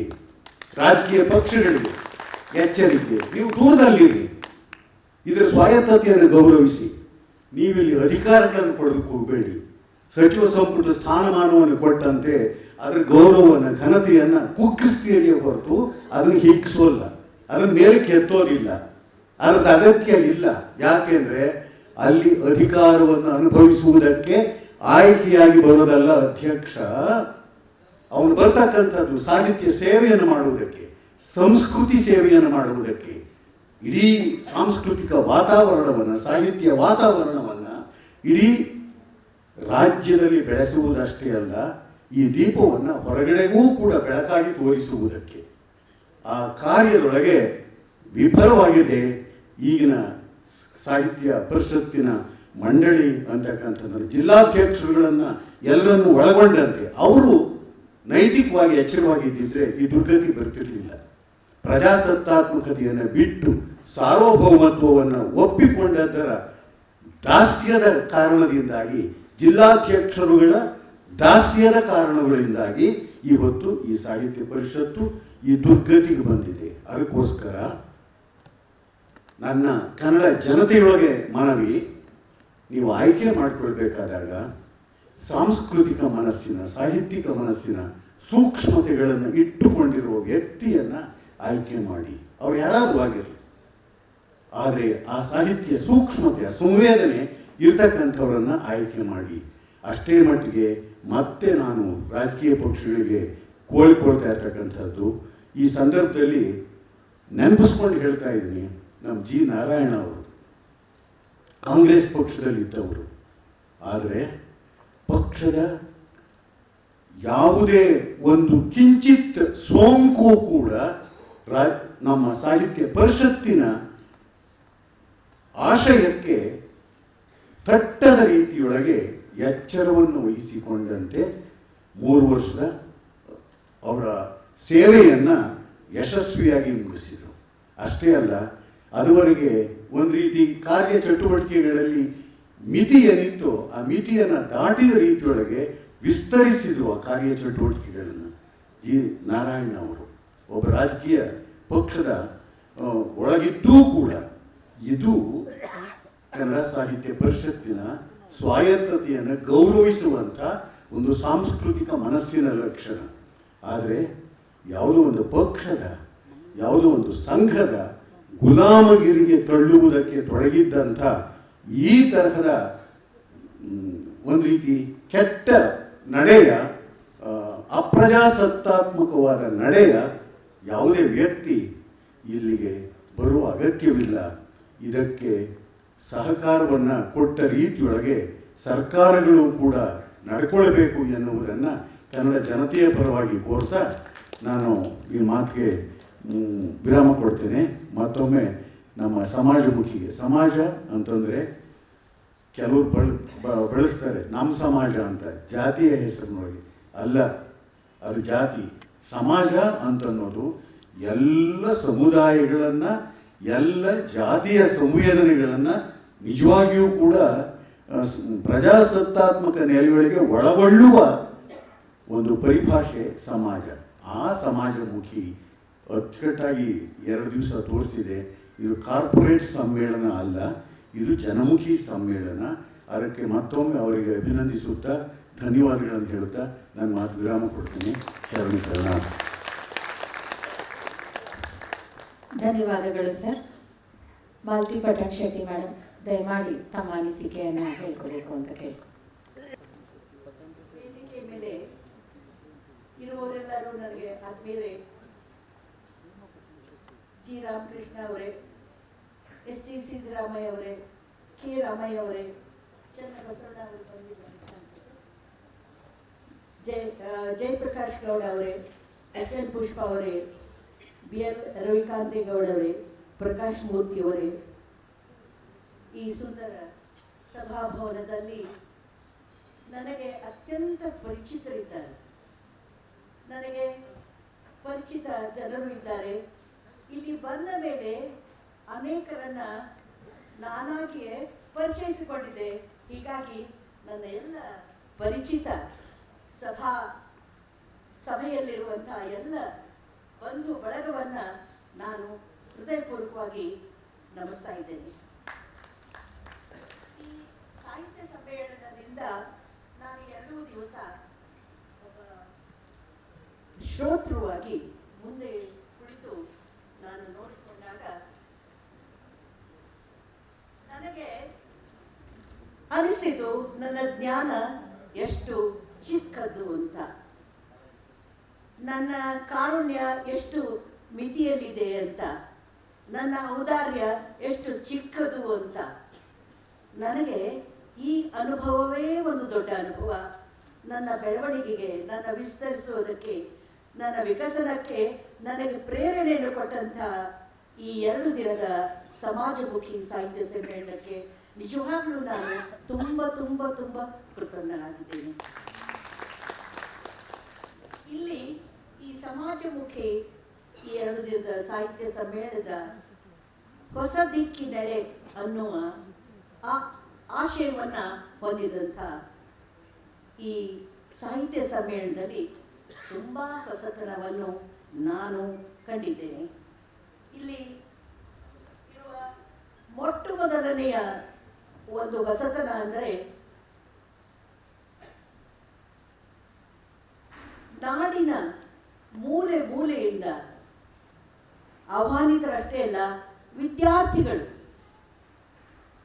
ಸಾಹಿತ್ಯದ ಓದಿನಲ್ಲಿ ಆಸ್ತಿಯುಳ್ಳವರು ಹರಿದು ಬಂದಿದ್ದಾರೆ.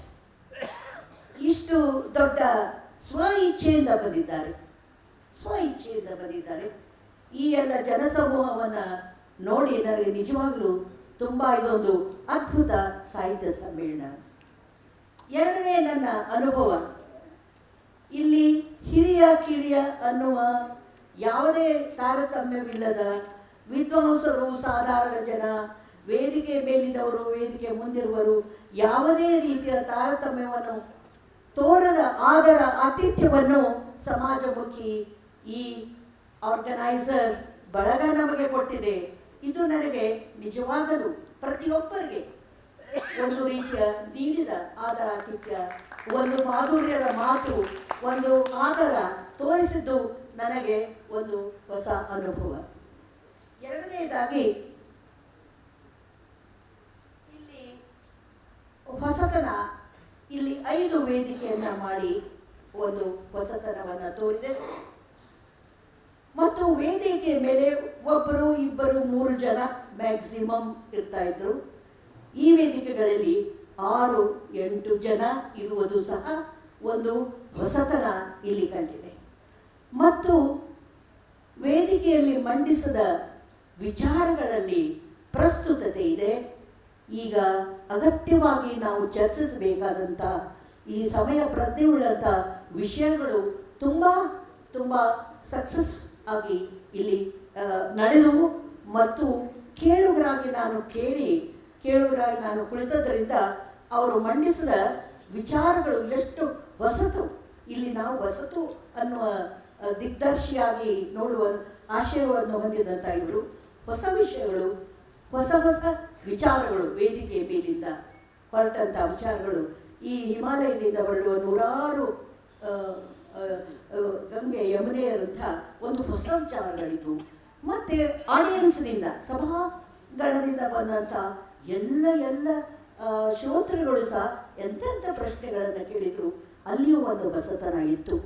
ಹೀಗೆ ಒಂದು ಹೊಸತನದ ಒಂದು ಅನುಭವ ಎಲ್ಲೆಲ್ಲಿಯೂ, ವೇದಿಕೆ ಮೇಲೆ, ವೇದಿಕೆಯ ಮುಂದೆ, ಇಡೀ ಸಭಾಂಗಣದಲ್ಲಿ ಈ ವ್ಯವಸ್ಥೆಗಳು ಮುಖ್ಯವಾಗಿ ಎಷ್ಟು ಅಚ್ಚುಕಟ್ಟಾದಂಥ ವಿಷಯಗಳು. ಜಯರಾಮ್ ಅವರ ಬಳಗದವರನ್ನು ನಾನು ಹೃದಯ ತುಂಬಿ ಹೇಳ್ತಾ ಇದ್ದೇನೆ, ಕೃತಜ್ಞತೆ ಹೇಳ್ತಾ ಇದ್ದೀನಿ. ಬಹಳ ಚೆನ್ನಾಗಿ ಸ್ವಚ್ಛ, ಒಂದು ಎಷ್ಟು ನಿರ್ಮಲವಾದ ವಾತಾವರಣ, ಎಂಥ ಸ್ನೇಹ, ಎಂಥ ಪ್ರೀತಿ, ಇದನ್ನೆಲ್ಲ ನಾನು ಅನುಭವಿಸಿದ್ದೇನೆ. ಇದು ಒಂದು ರೀತಿಯ ಒಂದು ಹೊಸತನದ 2 ದಿನಗಳ ಈ ಸಮ್ಮೇಳನ ಹೊಸತನದ ಎಲ್ಲ ರೀತಿಯಿಂದ ಹೊಸ ಪಲ್ಲವದ ಚೈತ್ರೋತ್ಸವ ಅಂತ, ಸಾಹಿತ್ಯ ಚೈತ್ರೋತ್ಸವ ಅಂತ ನನಗೆ ಕಂಡಿದೆ. ಈಗ ನನಗೆ ಈ ಸಂದರ್ಭದಲ್ಲಿ ನನ್ನ ಸಹಪಾಠಿ ಗಿರಡ್ಡಿ ಗೋವಿಂದರಾಜ್ ನೆನಪಾಗ್ತಾರೆ. ಸಾಹಿತ್ಯ ಸಂಭ್ರಮವನ್ನು ಎಷ್ಟು ಚೆನ್ನಾಗಿ ಅವರು ನಡೆಸಿದ್ರು. ಇಲ್ಲಲ್ಲಿ ಅನೇಕರು ಅಲ್ಲಿ ಬಂದು ಭಾಗವಹಿಸಿದ್ದೀರಿ. ನಮ್ಮ ಜಯರಾಮ್ ಅವರು ಮೆನ್ಷನ್ ಮಾಡಿದ್ರು ನೀನು ಅವರ ಭಾಷಣದಲ್ಲಿ 6 ಸಮ್ಮೇಳನಗಳನ್ನು ಅವರು ಅದರ ರಚನೆಯನ್ನು ಮಾಡಿದರು, ಅನುಷ್ಠಾನದಲ್ಲಿ ತಂದರು. ಎಂಥ ಸಮ್ಮೇಳನಗಳು, ಎಲ್ಲ ಸಮ್ಮೇಳನಗಳನ್ನು ನಾಚಿಸುವಂಥ ಅಂಥ ಒಂದು ಉದಾತ್ತ ಮನದ, ಅಂಥ ಒಂದು ಸಾಹಿತ್ಯದ ಕ್ರೀಮ್ ಆಫ್ ಸೊಸೈಟಿ ಅಂತ ಏನಂತಾರ ಆ ಎಲ್ಲ ವಿದ್ವಾಂಸರು, ಭೈರಪ್ಪ, ಯು ಆರ್ ಅನಂತಮೂರ್ತಿ, ತಿರುಮಲೇಶ, ಇವರು ಎಲ್ಲ ಯಾರನ್ನು ನಾವು ದಿಗ್ಗಜರು ಅಂತ ಇದ್ವಲ್ಲ ಅವರೆಲ್ಲ ಬಂದಿದ್ರು. ಅದು ಆಮೇಲೆ ಚರ್ಚೆ ಎಷ್ಟು ಸುಂದರವಾಗಿರುತ್ತೆ. 6 ವರ್ಷ ಅವರು 6 ಸಮ್ಮೇಳನಗಳನ್ನು ಮಾಡಿ, ಅವರಿಗಿಲ್ಲ. ಅವನು ನನ್ನ ಸಹಪಾಠಿ ಗಿರಡ್ಡಿ ಗೋವಿಂದರಾಜ್, ನನ್ನ ಸಹಪಾಠಿ. ಅವರು ಇದ್ದಿದ್ದರೆ ಗಿರಡ್ಡಿ ಇವತ್ತು ಇದ್ದಿದ್ದರೆ ಅವರು ಇದನ್ನು ಮುಂದುವರಿಸ್ತಾ ಇದ್ದ ಏನೋ ಇರಲಿ. ಇವತ್ತು 2ನೆಯ ಹೆಜ್ಜೆ ಇಲ್ಲಿ ಗಿರಡ್ಡಿ ಇಲ್ಲದೆ ಇದ್ದಾಗ ನಮ್ಮ ಜಯರಾಮ್ ಅವರು 2ನೇ ಹೆಜ್ಜೆ, ಇದು 2ನೇ ಹೆಜ್ಜೆ ಅಂತೆ. ಆ ರೀತಿಯ ಆ ಒಂದು ಪರಿಕಲ್ಪನೆಯ ಒಂದು ಹೊಸತನದ, ಅತ್ಯಂತ ಹೊಸತನದ, ಆಧಾರದ, ಪ್ರೀತಿಯ 2 ದಿನದ ಸುವ್ಯವಸ್ಥಿತವಾಗಿ ನಡೆದಂಥ 2 ದಿನದ ಸಮ್ಮೇಳನ ಇಲ್ಲಿ ನಡೆದಿದೆ. ಈಗ ನನ್ನ ಮನಸ್ಸಿನಲ್ಲಿರೋದು ಬಹಳ ಯಶಸ್ವಿಯಾದಂಥ ಹೊಸತನ, ಎಲ್ಲಿ ನೋಡಿದಲ್ಲಿ ಹೊಸತನ, ಹೊಸ ವಿಷಯ, ಹೊಸ ಚರ್ಚೆ, ನಮ್ಮ ಸಭಿಕರಲ್ಲಿ ಅನೇಕ ಧಾರವಾಡದಿಂದ, ಗದಗಿನಿಂದ, ಎಲ್ಲೆಲ್ಲೋ ಥರದ ಸ್ವಂತ ದುಡ್ಡು ಕೊಟ್ಟು ಬಂದಂಥ ಮಕ್ಕಳಿದ್ದಾರೆ, ವಿದ್ಯಾರ್ಥಿಗಳಿದ್ದಾರೆ. ಬಹಳ ಸಂತಸ. ಇದು ಇರುವುದೇ ನಿಮಗಾಗಿ, ನಮಗಾಗಿ ಅಲ್ಲ. ಇಲ್ಲಿ ಇರುವುದು ನಾವು ಮುಖ್ಯವಾಗಿ ಇಡೀ ಸಾಹಿತ್ಯಾಸಕ್ತ ವಿದ್ಯಾರ್ಥಿಗಳಿಗಾಗಿ, ತರುಣಿಯರಿಗಾಗಿ ಇರುವುದು. ಆ ಎಲ್ಲ ತರುಣಿಯರನ್ನು ಮೇಲೆ ಕೆಳಗೆ ಓಡಾಡುವುದನ್ನು ನೋಡಿ ತುಂಬ ಸಂತಸ ಪಟ್ಟಿದ್ದೇನೆ. ಈಗ ನನಗೊಂದು ಹೇಳಬೇಕಾದಂಥ ಒಂದು ಮಾತಿದೆ. ಇದು ನಿಮ್ಮ ಇವತ್ತಿನ ಈ ಹೊಸ ಹೆಜ್ಜೆ, ಇದು ಸಾಹಿತ್ಯ ದಿಗ್ಗಜರ ಕರ್ಮಭೂಮಿ. ಬೇಂದ್ರೆ, ಕುರ್ತಕೋಟಿ, ಶಂಭಾ ಜೋಶಿ, ವಿ.ಕೆ. ಗೋಕಾಕ್, ಗಿರೀಶ್ ಕಾರ್ನಾಡ್, ಇಂಥ ಎಲ್ಲ ದೊಡ್ಡ ದಿಗ್ಗಜರ, ಕಣಿವಿ, ಕಾಪ್ಸೆ, ಈ ದಿಗ್ಗಜರ ಕರ್ಮಭೂಮಿಯಾದ ಧಾರವಾಡ. ಸಾಹಿತ್ಯ ಸಂಗೀತ ದಿಗ್ಗಜರು ಅವರ ಜನ್ಮಭೂಮಿ. ಮನ್ಸೂರ್, ಗಂಗೂಬಾಯಿ ಹಾನ್ಗಲ್, ಬಸವರಾಜ ರಾಜಗುರು, ಪಂಡಿತ್ ವೆಂಕಟೇಶ್ ಕುಮಾರ್, ಇವರೆಲ್ಲರೂ ಧಾರವಾಡದವರು. ಇಂಥ ಒಂದು ಶಕ್ತಿಯುತವಾದಂತಹ ಒಂದು ಸ್ಥಳಕ್ಕೆ ಸಾಹಿತ್ಯ ಸಮ್ಮೇಳನ, ಸಮಾಜಮುಖಿ ಸಾಹಿತ್ಯ ಸಮ್ಮೇಳನ ಮುಂದಿನ ಹೆಜ್ಜೆ ಧಾರವಾಡದಲ್ಲಿ ಇರಲಿ ಅಂತ ನಾನು ಅತ್ಯಂತ ಹೃದಯಪೂರ್ವಕವಾಗಿ ಹೇಳ್ತಾ ಇದ್ದೀನಿ. ಬೆಂಗಳೂರೇ ಎಲ್ಲದಕ್ಕೂ ಬೆಂಗಳೂರೇ ಆಗಿದೆ, ಇರಲಿ. ಆದರೆ ಸಮಾಜಮುಖಿಯನ್ನು ಓದೋರು ಎಲ್ಲ ಕಡೆಗೂ ಇದ್ದಾರೆ. ನಿಮ್ಮ ಈ ಹೆಜ್ಜೆ ಆಚೆ ಬರಲಿ. ಮುಂದಿನ ಈ 2 ದಿನದ ಸಾಹಿತ್ಯ ಸಮ್ಮೇಳನ, ಸಮಾಜಮುಖಿ ಸಾಹಿತ್ಯ ಸಮ್ಮೇಳನ ನಮ್ಮ ಊರಲ್ಲಿ ನಡೆಯಲಿ ಅಂತ ಹೃದಯಪೂರ್ವಕವಾಗಿ ನಾನು ಪ್ರಸ್ತಾಪಿಸುತ್ತಾ ನನ್ನ 2 ಮಾತನ್ನು ಮುಗಿಸ್ತಾ ಇದ್ದೀನಿ. ಧನ್ಯವಾದಗಳು ಮೇಡಮ್. ಕಿರಿಯರಿಗೆ ನೀವು ಹೇಳಿದಂತಹ ಪ್ರೋತ್ಸಾಹದ ಮಾತುಗಳಿಗಾಗಿ ವಂದನೆಗಳು. ನೀವು ಹೇಳಿದಂಥ ವಿಷಯವನ್ನು ನಾವು ಗಮನದಲ್ಲಿ ಇಟ್ಕೊಳ್ತೇವೆ.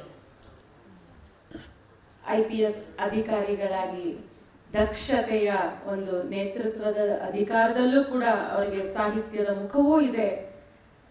ಚಿಂತಕರು BR ರವಿಕಾಂತೇಗೌಡ ಅವರ ಮಾತುಗಳು.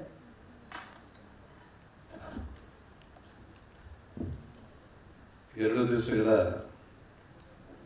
ಸಮಾಜಮುಖಿ ಸಾಹಿತ್ಯ ಸಮ್ಮೇಳನದ ಸಮಾರೋಪಕ್ಕೆ ನನ್ನನ್ನು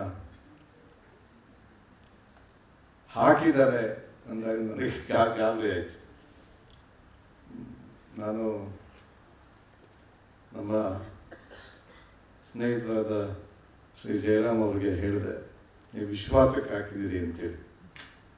ಹಾಗೇನಿಲ್ಲ, ನೀವು ಇರಬೇಕು ಬನ್ನಿ ಅಂತ ಆದೇಶ ಮಾಡಿದ್ರಿಂದ ನಾನು ಇಲ್ಲಿ ಅವ್ರ ಜೊತೆ ಎಲ್ಲ ಹಿರಿಯರ ಜೊತೆ ವೇದಿಕೆ ಮೇಲಿದ್ದೇನೆ. ವೇದಿಕೆ ಮೇಲಿರ್ತಕ್ಕಂಥ ಎಲ್ಲ ಹಿರಿಯರೇ ಸ್ವಲ್ಪ ಹೊತ್ತಿನ ಹಿಂದೆ ಭಾಳ ನಮಗೆ ಪಾಠ ಹೇಗೆ ಮಾಡ್ತಿದ್ರು ಹಾಗೆ ದೃಢವಾಗಿ ಗರ್ಜಿಸಿ ಮಾತನಾಡಿದ ನನ್ನ ವಿದ್ಯಾರ್ಥಿಗಳಾದ ಶ್ರೀ ಜಯಪ್ರಕಾಶ್ ಗೌಡ್ರ ಹೆಸರು ಹೇಳಲೇಬೇಕು. ಇಲ್ಲ ಆಮೇಲೆ ಕೇಳ್ತಾರೆ ನೀನು ನನ್ನ ಹೆಸರು ಹೇಳಿಲ್ಲ ಕೋಪ ಮಾಡ್ಕೊಂಡಿದ್ದೀನಿ. ಮತ್ತು ಎಲ್ಲ ಹಿರಿಯರೇ, ನನಗೆ ಈ ಸಾಹಿತ್ಯ ಸಮ್ಮೇಳನದ ಪ್ರಶ್ನೆ ಬಂದಾಗ ಕೆಲವರು ಕೇಳಿದರು ಸ್ನೇಹಿತರು, ಏನು ಸಾಹಿತ್ಯ ಸಮ್ಮೇಳನ ಯಾತಕ್ಕೆ ಬೇಕು, ಯಾವ ಪುರುಷಾರ್ಥಕ್ಕೆ? ಬಹುಶಃ ಇದೇ ಪ್ರಶ್ನೆಯನ್ನು ಶ್ರೀ ಜಯರಾಮ್ ರಾಯ್ಪುರ ಅವರು ಕೇಳಿದ್ದಾರೆ. ಏನಿದ್ರು ಉದ್ದೇಶ, ಯಾತಕ್ಕೆ ಮಾಡಬೇಕು? ಅನೇಕ ಸಾಹಿತ್ಯ ಸಮ್ಮೇಳನಗಳು ನಡೀತಾ ಇದ್ದಾವೆ. ಬೆಂಗಳೂರಿನಲ್ಲಿ ಇತ್ತೀಚೆಗೆ ಒಂದು ನಡೀತು, ಮಂಡ್ಯದಲ್ಲಿ ಬಹಳ ಮೇಷ್ಟ್ರು ಹೇಳಿದಾಗೆ 8 ಲಕ್ಷ ಜನ ಕರೆದು ಮಾಡಿದ್ರು. ಆದರೂ ಯಾಕೆ ಈ ಸಮ್ಮೇಳನ ಬೇಕಾಗಿತ್ತು ಅಂತ ನನ್ನನ್ನು ಕೂಡ ಪ್ರಶ್ನೆಯನ್ನು ಕೇಳಿದ್ರು. ಯಾಕೆ ಮಾಡಬಾರ್ದು ಅಂತ ನಾನು ಅವ್ರನ್ನ ಕೇಳಿದೆ, ಯಾಕೆ ಮಾಡಬಾರ್ದು? ಈ ಥರದ ಸಮ್ಮೇಳನಗಳು, ಕೂಟಗಳು, ಜನ ಒಂದು ಕಡೆ ಸೇರೋದು, ಭಾಳ ಅರ್ಥಪೂರ್ಣವಾಗಿ ಚರ್ಚೆ ಮಾಡೋದು, ಆದರೆ ಕನ್ನಡಕ್ಕೇನು ನಷ್ಟ ಇಲ್ಲ ಅಂಥೇಳಿ ಅವ್ರಿಗೆ ಹೇಳಿದೆ. ನನಗೆ ಗಂಗೂಬಾಯಿ ಹಾನ್ಗಲ್ ಅವರು, ನಮ್ಮ ವಿದುಷಿ, ಹಿಂದೂಸ್ತಾನಿ ಗಾಯನದ ದೊಡ್ಡ ಹೆಸರು, ಅವ್ರಿಗೊಂದು ಸನ್ಮಾನ ಮಾಡಿದ್ವಿ. ನಾನು ಹುಬ್ಬಳ್ಳಿ ಧಾರವಾಡ DCP ಇದ್ದಾಗ ನಾನಾ ಪಾಟೇಕರ್ ಅವ್ರನ್ನ ಕರೆಸಿದ್ವಿ. ನಾನಾ ಪಾಟೇಕರ್ ಅವರ ಸಂಗೀತದ ದೊಡ್ಡ ಫ್ಯಾನ್, ಹೀಗಾಗಿ ಅವ್ರನ್ನೇ ಕರೆಸಿದ್ವಿ. ಗಂಗೂಬಾಯಿ ಹಾನ್ಗಲ್ ಅವರು ಸನ್ಮಾನ ಸ್ವೀಕರಿಸಿ ಒಂದು ಮಾತನ್ನು ಹೇಳಿದರು. ಭೀಮಸೇನ್ ಜೋಶಿ ಆಗ ಮುಂಬೈಲಿದ್ದರು, ಗಂಗೂಬಾಯಿ ಹಾನ್ಗಲ್ ಅವರು ಧಾರವಾಡದಲ್ಲಿದ್ದರು. ಅಕ್ಕ ತಮ್ಮನ ಸಂಬಂಧ. ಅಲ್ಲಿ ಮಾತನಾಡ್ತಿದ್ದ ಕೆಲವರು ಮುಂದೆ ಹಿಂದೂಸ್ತಾನಿ ಗಾಯನದ ಉಚ್ಛ್ರಾಯ ಸ್ಥಿತಿಗೆ ಈ ಥರದ ಉಚ್ಛ್ರಾಯ ಸ್ಥಿತಿ ಬರುತ್ತಾ ಅನ್ನೋ ಒಂದು ಆತಂಕದ ಮಾತನ್ನು ಹೇಳಿದರು. ಆ ಮಹಾತಾಯಿ ಗಂಗೂಬಾಯಿ ಹಾನ್ಗಲ್ ಒಂದು ಮಾತು ಹೇಳಿದರು, ತೊಟ್ಟಿಲು ಇರುತ್ತೆ, ತೊಟ್ಟಿಲು ನಿಲ್ಲೋಲ್ಲ, ಅದನ್ನು ತೂಗುವ ಕೈಗಳು ಕೂಡ ಆ ತೊಟ್ಟಿಲನ್ನ ತೂಗ್ತಾ ಇರುತ್ತೆ, ಜನರು ಅಲ್ಲಿ ಮಗುವನ್ನು ಕಾಣಬೇಕು ಅಷ್ಟೇ ಅಂತ. ಈ ಥರದ ಸಾಹಿತ್ಯ ಸಮ್ಮೇಳನಗಳು ಬಹುಶಃ ಕನ್ನಡದ ತೊಟ್ಟಿಲನ್ನು ತೂಗ್ತಕ್ಕಂಥ ಒಂದು ಕೂಟಗಳು ಅಂತ ನಾನು ಅಂದ್ಕೊಂಡಿದ್ದೇನೆ. ಈ ತೊಟ್ಟಿಲ ತೂಗುವಿಕೆ ಹೀಗೆ ಮುಂದುವರಿಲಿ, ನಾವೆಲ್ಲರೂ ಕೈ ಜೋಡಿಸೋಣ. ಕನ್ನಡ ಅನ್ನತಕ್ಕಂಥದ್ದು ಕನ್ನಡ ಸಾಹಿತ್ಯ ಅಷ್ಟೇ ಅಲ್ಲ. ಇವತ್ತು ಅದನ್ನೇ ಸಿದ್ದರಾಮಯ್ಯ ಅವರು ಹೇಳ್ತಾ ಇದ್ರು, ನಾವು ಕೃಪಾಕರ ಮತ್ತು ಸೇನಾನಿಯವರ ಮಾತು, ಪುಟ್ಟಸ್ವಾಮಿಯವರ ಮಾತು, ಗುಬ್ಬಿಯವರ ಮಾತು ಕೇಳಿದ್ಮೇಲೆ ಕನ್ನಡದ ಬದುಕಿಗೆ ಇನ್ನೊಂದು ಆಯಾಮ ಇದೆಯಲ್ಲ, ಅದು ಬಹಳ ಮುಖ್ಯವಾದದ್ದು. ಅದನ್ನೆಲ್ಲ ಚರ್ಚೆ ಮಾಡಬೇಕಾಗ್ತದೆ. ಅದನ್ನೆಲ್ಲ ಚರ್ಚೆ ಮಾಡೋಣ. ಇನ್ನೂ ಒಂದು ಮಾತನ್ನು ಹೇಳ್ತೇನೆ. ನಮ್ಮ ಮೇಷ್ಟ್ರು ಬಹಳ ಉದ್ವೇಗದಿಂದ, ನನಗೆ ಅಷ್ಟೊಂದು ಸರ್ಕಾರಿ ಸಂಸ್ಥೆಗಳು ಕನ್ನಡದಕ್ಕೆ ಶ್ರಮಿಸ್ತಾ ಇದೆ ಅಂತ ಗೊತ್ತೇ ಇರಲಿಲ್ಲ ಸರ್. ನಾನು ಮೊನ್ನೆ ನವೆಂಬರ್ ತಿಂಗಳಲ್ಲಿ ನಾನು ಸ್ವಲ್ಪ ಯೂನಿಫಾರ್ಮಲ್ಲಿ ತುಂಬ ವಕ್ರವಾಗಿ ಕಾಣಿಸ್ಬಾರ್ದು ಅಂತೇಳಿ ಜಿಮ್ಗೆಲ್ಲ ಹೋಗ್ತಾ ಇರ್ತೀವಿ. ಅಲ್ಲಿ ನಾನು ಹೇಳಿದೆ, ಇವತ್ತು ಕನ್ನಡದ ಗೀತೆಗಳನ್ನು ಹಾಕಪ್ಪ ಅಂತ ಇನ್ನೊಂದು ದಿವಸ ಹೇಳಿದ್ದೆ ಜಿಮ್ಮಲ್ಲಿ. ಅವನು ಪಾಪ ಹೇಳ್ದ, ಸರ್ ಈ ಜಿಮ್ನ ಮ್ಯೂಸಿಕ್ಗೆ ಸರಿಯಾದ ಕನ್ನಡದ ಗೀತೆಗಳು ಇಲ್ಲ ಸರ್, ಅದು ಎಲ್ಲರೂ ಇಷ್ಟಪಡ್ತಾರೆ ಅಂತೇಳಿ. ನಾನು ಆಮೇಲೆ ಶ್ರೀ ವಿಶ್ವಕುಮಾರ್ ಅವರಿಗೆ ಫೋನ್ ಮಾಡಿ, ಅವ್ರ ಹಿಂದೆ ಇದ್ದಾಗ ಬಾರಿಸು ಕನ್ನಡ ಡಿಂಡಿಮವನ ಡ್ರಮ್ ಬೀಟ್ಸಲ್ಲಿ ಮಾಡಿದ, ತುಂಬ ತುಂಬ ಚೆನ್ನಾಗಿದೆ. ಆ ಥರದ ಗೀತೆಗಳನ್ನ ಮಾಡಿ ಇನ್ನೂ 4 ದಿವಸ ಟೈಮ್ ಇತ್ತು. ಒಬ್ಬ ಮ್ಯೂಸಿಕ್ ಡೈರೆಕ್ಟರ್ನ ಅಲ್ಲೇ ಜಿಮ್ ಬರ್ತಾನೆ, ಅವ್ನು ಮ್ಯೂಸಿಕ್ ಡೈರೆಕ್ಟರ್ ಅಂತ ಗೊತ್ತಿರಲಿಲ್ಲ, ಅವನ್ನ ಕರೆದು ಮಾತನಾಡಿ ನಾನು ಹೇಳಿದೆ, ಒಂದು 5 ಹಾಡುಗಳನ್ನ ನೀನು ಜಿಮ್ಗೋಸ್ಕರ ಜಿಮ್ ಗೀತೆಗಳು ಅಂತ ಮಾಡು, ಕನ್ನಡದಲ್ಲಿ ಮಾಡು. ಹೇಗೆ ಮಾಡೋದು ಸರ್ ಅಂತೇಳಿ ಒಂದು 5 ಗೀತೆಗಳನ್ನ ನಾವು ಮಾಡಿಸಿದ್ವಿ. ಮತ್ತು 5 ಗೀತೆಗಳನ್ನು ನಾವು ನಮ್ಮ ಪರೇಡ್ನಲ್ಲಿ ನಮ್ಮ ಕವಾಯತ್ ಇರುತ್ತೆ, ನವೆಂಬರ್ 1ನೇ ತಾರೀಕು ರಾಷ್ಟ್ರಧ್ವಜವನ್ನು ಏರಿಸಿ ಕವಾಯತ್ ಮಾಡ್ತೇವೆ ನಾವು, ಕರ್ನಾಟಕ ರಾಜ್ಯೋತ್ಸವದ ಪ್ರಯುಕ್ತ. 5 ಕನ್ನಡ ಗೀತೆಗಳ ಟ್ಯೂನನ್ನು ನುಡಿಸ್ಬೇಕು ಅಲ್ಲಿ ಅಂತೇಳಿ. ಭಾಳ ಶಾರ್ಟ್ ಪೀರಿಯಡ್ ಇದೆ ಸರ್ ಅಂತ ನಮ್ಮವ್ರು ಹೇಳಿದ್ರು, ಬ್ಯಾಂಡ್ನವರು. ಅವ್ರಿಗೆಲ್ಲ ಇಂಗ್ಲೀಷ್ ಗೀತೆಗಳನ್ನು ನುಡಿಸಿ ಮತ್ತು ಸಾರೆ ಜಹಾಸೆ ಅಚ್ಚಾ ಅದನ್ನು ಹಿಂದಿ ಗೀತೆಯನ್ನು ನುಡಿಸಿ ರೂಢಿ ಇಲ್ಲ ಮಾಡಬೇಕು ಅಂತೇಳಿ ಶಿವಮೊಗ್ಗದಿಂದ ಬ್ಯಾಂಡ್ ಮಾಸ್ಟರ್ನ ಕರೆಸಿ ನಾವು ಅವ್ರನ್ನ ಟ್ರೈನ್ ಮಾಡಿದ್ವಿ. 5 ದಿವಸದಲ್ಲಿ 6 ಗೀತೆಗಳನ್ನು ಟ್ಯೂನ್ ಮಾಡಿ ನುಡಿಸಿದ್ರು ಅವರು. 5 ದಿವಸದಲ್ಲಿ 5 ಜಿಮ್ ಗೀತೆಗಳನ್ನು ಹಾಡಿ ಹಾಕಿದ್ರು. ಆಮೇಲೆ ಗೊತ್ತಾಯ್ತು, ಕನ್ನಡದಲ್ಲಿ ಕೂಡ ಹಾಡಿದ್ರೆ ನಮ್ಮ ಮೈಯ ನರ ಸ್ನಾಯು ಎಲ್ಲ ಪುಷ್ಟಿಗೊಳ್ತವೆ ಅಂತೇಳಿ ಎಲ್ಲರಿಗೂ ಗೊತ್ತಾಯ್ತು. ನಾನು ಯಾಕೆ ಈ ಮಾತನ್ನು ಹೇಳ್ತಾ ಇದ್ದೀನಿ ಅಂತ ಹೇಳಿದ್ರೆ, ಇಂಥ ಸಮ್ಮೇಳನಗಳಲ್ಲಿ ಚರ್ಚೆ ಆಗುವ ಸಾಹಿತ್ಯ ಮತ್ತು ಈ ಹಿಂದೆ ನಡೆದಂಥ ಗೋಷ್ಠಿಗಳಲ್ಲಿ ರೂಢಿಸಿಕೊಳ್ಳಬೇಕಾದ ಆಲೋಚನಾ ಕ್ರಮ, ಇವುಗಳ ಆಚೆಗೆ ಇನ್ನೂ ಒಂದು ಹೆಜ್ಜೆ ನಾವೆಲ್ಲ ಹೋದರೆ ನಮ್ಮ ಜನಕ್ಕೆ ಇನ್ನೂ ಏನೋ ಬೇಕಾಗಿದೆ ಕನ್ನಡದ. ಅವ್ರ ದಿನನಿತ್ಯದ ಬದುಕಿನಲ್ಲಿ ಅವರು ಭಾಳ ಹಿಂಸೆಯಿಂದ ಈ ರೀತಿಯ ನಾವು ಹೇಳ್ತಾರೆ, ಇಲ್ಲಿ ಬಹಳ ಸಂತೋಷದ ವಿಷಯ ಅಂತ ಹೇಳಿದ್ರೆ, ಈ ಥರದ ಸಮ್ಮೇಳನಗಳಲ್ಲಿ ಪುಸ್ತಕ ಬಿಡುಗಡೆಗಳಲ್ಲಿ 65ಕ್ಕೆ ಮೀರಿದಂಥವರು ಜಾಸ್ತಿ ಇರ್ತಾರೆ, 90%. ಬಟ್ ಇಲ್ಲಿ ನನಗೆ ಪ್ರಥಮ ಬಾರಿಗೆ ಒಂದು ಭಾರತ ಎಲ್ಲ ಹೇಳ್ತಾ ಇರ್ತಾರೆ, ಭಾರತ ಇಡೀ ಪ್ರಪಂಚದಲ್ಲಿ ಯುವಜನರನ್ನ 60%ಕ್ಕಿಂತ ಹೆಚ್ಚು ಹೊಂದಿರತಕ್ಕಂಥ ಇದರಲ್ಲಿ ಮೊದಲನೇ ರಾಷ್ಟ್ರ ಅಂತ. ಫಸ್ಟ್ ಟೈಮ್ ಎಕ್ಸ್ಪೀರಿಯನ್ಸ್ ನನಗೆ ಅನುಭವ ಆಯಿತು. ಹೌದು, ಭಾರತದಲ್ಲಿ ಯುವಕರಿದ್ದಾರೆ ಅಂತ ಈ ಸಮ್ಮೇಳನದಲ್ಲಿ ನೋಡಿದಾಗ ನಮಗೆ ಅರ್ಥ ಆಯಿತು. ಒಂದು ನಿಮಿಷ, ನಾನು ಏನಕ್ಕೆ ಹೇಳಕ್ಕೆ ಇಷ್ಟಪಡ್ತಾ ಇದ್ದೀನಿ ಅಂತ ಹೇಳಿದ್ರೆ, ಕನ್ನಡದ ವಿಸ್ತರಣೆ ಎಲ್ಲ ಕ್ಷೇತ್ರದಲ್ಲೂ ಆಗಬೇಕು. ನಾವು ಹಿಂದಿ ಮತ್ತು ಇಂಗ್ಲೀಷ್ನಲ್ಲಿ ಕವಾಯತನ್ನು ಮಾಡ್ತಾ ಇದ್ದಾಗ ಅದನ್ನು ಕನ್ನಡಕ್ಕೆ ಬದಲಾಯಿಸಬೇಕು ಅಂತ ಹೊರಟಾಗ ಎಲ್ಲರಿಗೂ ಒಂದು ರೀತಿಯ ಆತಂಕ ಆಯಿತು. ಕನ್ನಡದಲ್ಲಿ ಆದೇಶಗಳನ್ನು ನೀಡಿ ನಾವು ಮಾಡಬಹುದಾ ಅಂತೇಳಿ. ಆದರೆ ಮಾಡಿ ತೋರಿಸೋದು ಇವತ್ತು ನಾನು ಕರ್ನಾಟಕ ಸರ್ಕಾರಕ್ಕೆ ಈ ವೇದಿಕೆ ಮೂಲಕ ಅಭಿನಂದಿಸ್ತೇನೆ. ಇವತ್ತು ಅಧಿಕೃತವಾಗಿ ನಮ್ಮ ಎಲ್ಲ ಆದೇಶಗಳು, ಕವಾಯತಿನ ಆದೇಶಗಳು ಕನ್ನಡದಲ್ಲಿದ್ದಾವೆ. ಪೊಲೀಸ್ನಲ್ಲಿ ದೇಹ ಭಾಷೆಯನ್ನು ರೂಪಿಸುವುದಕ್ಕೆ ಕವಾಯತು ಬಹಳ ಮುಖ್ಯವಾದ ಅಸ್ತ್ರ. ನಮಗೊಂದು ಬಾಡಿ ಲ್ಯಾಂಗ್ವೇಜ್ ಇರುತ್ತೆ ಪೊಲೀಸ್ನವ್ರಿಗೆ, ನಿಮ್ಮ ಥರ ಹಿಂಗೆಲ್ಲ ಕೂತ್ಕೊಳ್ಳೋಕ್ಕಾಗಲ್ಲ ನಾವು ಆ ದೇಹ ಭಾಷೆಯನ್ನು ರೂಪಿಸುವುದಕ್ಕೆ. ಆದ್ರಿಂದ ನಾನು ಏನನ್ನು ಹೇಳೋದಕ್ಕೆ ಇಷ್ಟಪಡ್ತಾ ಇದ್ದೀನಿ, ಪ್ರಯತ್ನ ಪಡ್ತಾ ಇದ್ದೀನಿ ಅಂದರೆ, ಈ ಚಟುವಟಿಕೆ ಏನು ಈ ಹಾಲ್ನಲ್ಲಿ ನಡೀತಾ ಇದೆ, ಇನ್ನೂ ಹೆಚ್ಚು ನಾವೆಲ್ಲರೂ ಸೇರಿ, ಜಯರಾಮ್ ರಾಯಪುರ ಅಥವಾ ಸಮಾಜಮುಖ ಬಳಗ ಅವ್ರಿಗೆ ಮಾತ್ರ ಜವಾಬ್ದಾರಿ ಕೊಡೋದಲ್ಲ, ನಾವೆಲ್ಲರೂ ಸೇರಿ, ನಾ ಕನ್ನಡ ಅಭಿವೃದ್ಧಿ ಪ್ರಾಧಿಕಾರದವ್ರಿಗೆ ಈ ಥರದ್ದು ಮಾಡಿ, ನೀವು ಟ್ಯೂನ್ಸ್, ಆಮೇಲೆ ಡಬ್ಬಿಂಗ್ ಕ್ಷೇತ್ರಕ್ಕೆ ಏನು ಬೇಕು ಆ ಥರದ್ದು ಮಾಡಿ, ಟೆಕ್ನಾಲಜಿಲಿ ಏನು ಬೇಕು, ತಂತ್ರಜ್ಞಾನ ಏನು ಬೇಕು ಅದನ್ನು ಮಾಡಿ. ಖಂಡಿತ ಆಗ ಈ ಸಾಹಿತ್ಯ ಸಮ್ಮೇಳನಗಳ ಉದ್ದೇಶ ಮತ್ತು ಕನ್ನಡದ ವಿಸ್ತರಣೆ ಕೆಲಸ ಆಗ್ತದೆ ಅಂತ ನಾನು ಅಂದ್ಕೊಂಡಿದ್ದೇನೆ. ಎಲ್ಲರಿಗೂ ನಮಸ್ಕಾರ. ಧನ್ಯವಾದಗಳು BR ರವಿಕಾಂತೇಗೌಡ ಅವರಿಗೆ. ಪುಷ್ಪಾ ಮೇಡಮ್, ತಮ್ಮ ಒಂದೆರಡು ಚುಟುಕಾದ ಅನಿಸಿಕೆಗಳು.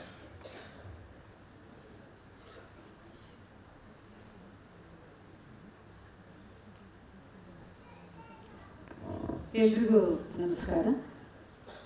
2 ದಿನಗಳ ಕಾಲ ತುಂಬ ಉತ್ತಮವಾದಂತಹ ಹಲವಾರು ವಿಚಾರ ಸಂಕಿರಣಗಳು ಇದೆಲ್ಲವನ್ನು ನಾವು ಭಾಗವಹಿಸಿದ್ವಿ. ನಾನೊಬ್ಬ ಕೇಳುಗளாಗಿ ನನಗೆ ಬಹಳ ಖುಷಿಯಾಗಿದೆ ಅಂಥೇಳಿ ನನಗೆ ಹೇಳಲಿಕ್ಕೆ ಇಲ್ಲಿ ಇಷ್ಟಪಡ್ತೀನಿ. ಈ ಎಲ್ಲ ಕಾರ್ಯಕ್ರಮಗಳ ಹಿಂದೆ ನಿಂತಹ ಜಯರಾಮ್ ರಾಯ್ಕರ್ ಅವರಿಗೆ ಹಾಗೂ ಸಮಾಜಮುಖಿ ಪತ್ರಿಕೆಯ ಎಲ್ಲ ಬಳಗದವರಿಗೆ ನಾನು ಅಭಿನಂದನೆಗಳನ್ನು ಹೇಳೋದಕ್ಕೆ ಇಷ್ಟಪಡ್ತೀನಿ. ಯಾಕೆ ಇದೊಂದು ಮಾದರಿಯ ಸಮ್ಮೇಳನ ಆಗಿ ನಮಗೆಲ್ರಿಗೂ ಕಂಡು ಬಂತು ಅಂದರೆ, ಸಮ್ಮೇಳನ ಅಂದರೆ ಎಲ್ರಿಗೂ ಒಂದಷ್ಟು ನಿರೀಕ್ಷೆಗಳಿರುತ್ತೆ. ನಮ್ಮ ತಲೆಯಲ್ಲಿರೋದು ಸಮ್ಮೇಳನ ಅಂದರೆ ಪರಿಷತ್ತು ನಡೆಸುವಂತಹ ಸಮ್ಮೇಳನ ಅಂಥೇಳಿ, ಒಂದೇ ಸಂದರ್ಭದಲ್ಲಿ ಹಲವಾರು ವೇದಿಕೆಗಳು, ಹಲವಾರು ವಿಚಾರಗಳು, ಈ ಥರದ್ದು ಒಂದಷ್ಟು ನಮ್ಮ ತಲೆಯಲ್ಲಿರುತ್ತೆ. ಈ ಒಂದು ಸಮ್ಮೇಳನ ಯಾಕೆ ನನಗೆ ಮುಖ್ಯ ಆಯಿತು ಅಂದರೆ, ಇದು ಎಲ್ಲ ವರ್ಗದವರನ್ನು, ಎಲ್ಲ ಸಾಹಿತ್ಯ, ಕಲೆ, ಎಲ್ಲ ಪ್ರಕಾರಗಳನ್ನು ಏಕಕಾಲದಲ್ಲಿ ಒಳಗೊಂಡಂತಹ, ಇಂದಿಗೆ ಇವತ್ತಿಗೆ ಏನು ಬೇಕಾಗಿದೆ, ಇಂದಿಗೆ ಏನು ಚರ್ಚೆ ಆಗಬೇಕಾಗಿದೆ, ಆ ಎಲ್ಲ ವಿಚಾರವನ್ನು ಒಳಗೊಂಡಂತಹ ಒಂದು ಸಂಕಿರಣ ಆಗಿತ್ತು, ಅಥವಾ ಒಂದು 2 ದಿನ ಸಮ್ಮೇಳನ ಆಗಿತ್ತು ಅಂತೇಳಿ. ಸಾಧಾರಣವಾಗಿ ಇಂತಹ ಸಮ್ಮೇಳನಗಳಿಗೆ ಹೊಸ ಜನಾಂಗ ಹೊಸದನ್ನೇ ಏನು ಹೇಳ್ತಾರೆ ಅಂತೇಳಿ ಸದಾ ಹುಡುಕಾಟವನ್ನು ನಡೆಸ್ತಾ ಇರುತ್ತೆ. ಬೇರೆ ಬೇರೆ ಕಡೆಯಿಂದ ಸಾಕಷ್ಟು ವಿದ್ಯಾರ್ಥಿಗಳನ್ನು ಕರ್ಕೊಂಡು ಬಂದಂತಹ ಉಪನ್ಯಾಸಕರು, ಬೇರೆ ಎಲ್ಲರೂ ಕೂಡ ನನಗೆ ಇಲ್ಲಿ ಪರಿಚಯ ಆದರು. ಅಂದರೆ ವಿಚಾರಗಳು ಎಲ್ಲಿದ್ರೂ ಕೂಡ ಜನ ಹುಡುಕೊಂಡು ಬರ್ತಾರೆ, ಅವ್ರಿಗೆ ಬೇಕಾದದನ್ನು ನಾವು ಕೊಡಬೇಕಾಗತ್ತೆ ಅನ್ನೋದಕ್ಕೆ ಇದೊಂದು ಮಾದರಿಯ ಸಮ್ಮೇಳನ ಅಂತೇಳಿ ನನಗೆ ಅನಿಸುತ್ತೆ ಅಂಥೇಳಿ. ಇಲ್ಲಿ ಈ ಒಂದು ಸಮ್ಮೇಳನದ ವಿಶೇಷ ಏನು ಅಂದರೆ, ಇದು ಕಲೆಯನ್ನು, ನೃತ್ಯವನ್ನು, ನೃತ್ಯದ ಚರ್ಚೆಗಳು ಕೂಡ ಸಾಕಷ್ಟು ಇತ್ತು, ಪತ್ರಿಕೆಗಳು, ಕಿರುಪತ್ರಿಕೆಗಳ ಚರ್ಚೆಗಳಿದ್ವು, ಮಕ್ಕಳ ಸಾಹಿತ್ಯದ ಬಗ್ಗೆ ಚರ್ಚೆಗಳಿದ್ವು. ನಾನು ಭಾಗವಹಿಸಿದಂತಹ ಒಂದು ಗೋಷ್ಠಿ ಅಸಹನೆಯ ಕಾಲದಲ್ಲಿ ಹೊಸ ಕಾವ್ಯದ ಧಾತುಗಳು ಅನ್ನೋ ಒಂದು ಗೋಷ್ಠಿ, ತುಂಬ ಉತ್ತಮವಾದಂತಹ ಒಂದು ಗೋಷ್ಠಿ. ಆ ಟೈಟಲ್ಗಳನ್ನು ಬಹಳ ಚೆನ್ನಾಗಿ ಸೆಲೆಕ್ಟ್ ಮಾಡಿದ್ರು ಅಂತೇಳಿ. ಅಲ್ಲಿ ಅಂದರೆ ಎಲ್ಲರನ್ನ ಸರಿ ಸಮಾನವಾಗಿ ಒಂದೊಂದು ಕ್ಷೇತ್ರದಲ್ಲಿ ಕೆಲಸ ಮಾಡೋರನ್ನ ಕರೆಯೋದು, ಗುರುತಿಸೋದು, ಚರ್ಚೆಗೆ ಒಡ್ಡೋದು, ಒಂದು ಸೀಮಿತ ವೇಳೆಯಲ್ಲಿ 5 ನಿಮಿಷದಲ್ಲಿ ಏನು ಮಾತಾಡ್ಬೋದು, 5 ನಿಮಿಷದ ಚರ್ಚೆಗಳಲ್ಲಿ ಏನು ನಡೀಬೋದು, ಈ ಹಿನ್ನೆಲೆಯಲ್ಲಿ ಇದೊಂದು ಮಾದರಿಯ ಒಂದು ಸಮ್ಮೇಳನ ಆಗಿತ್ತು ಅಂತೇಳಿ.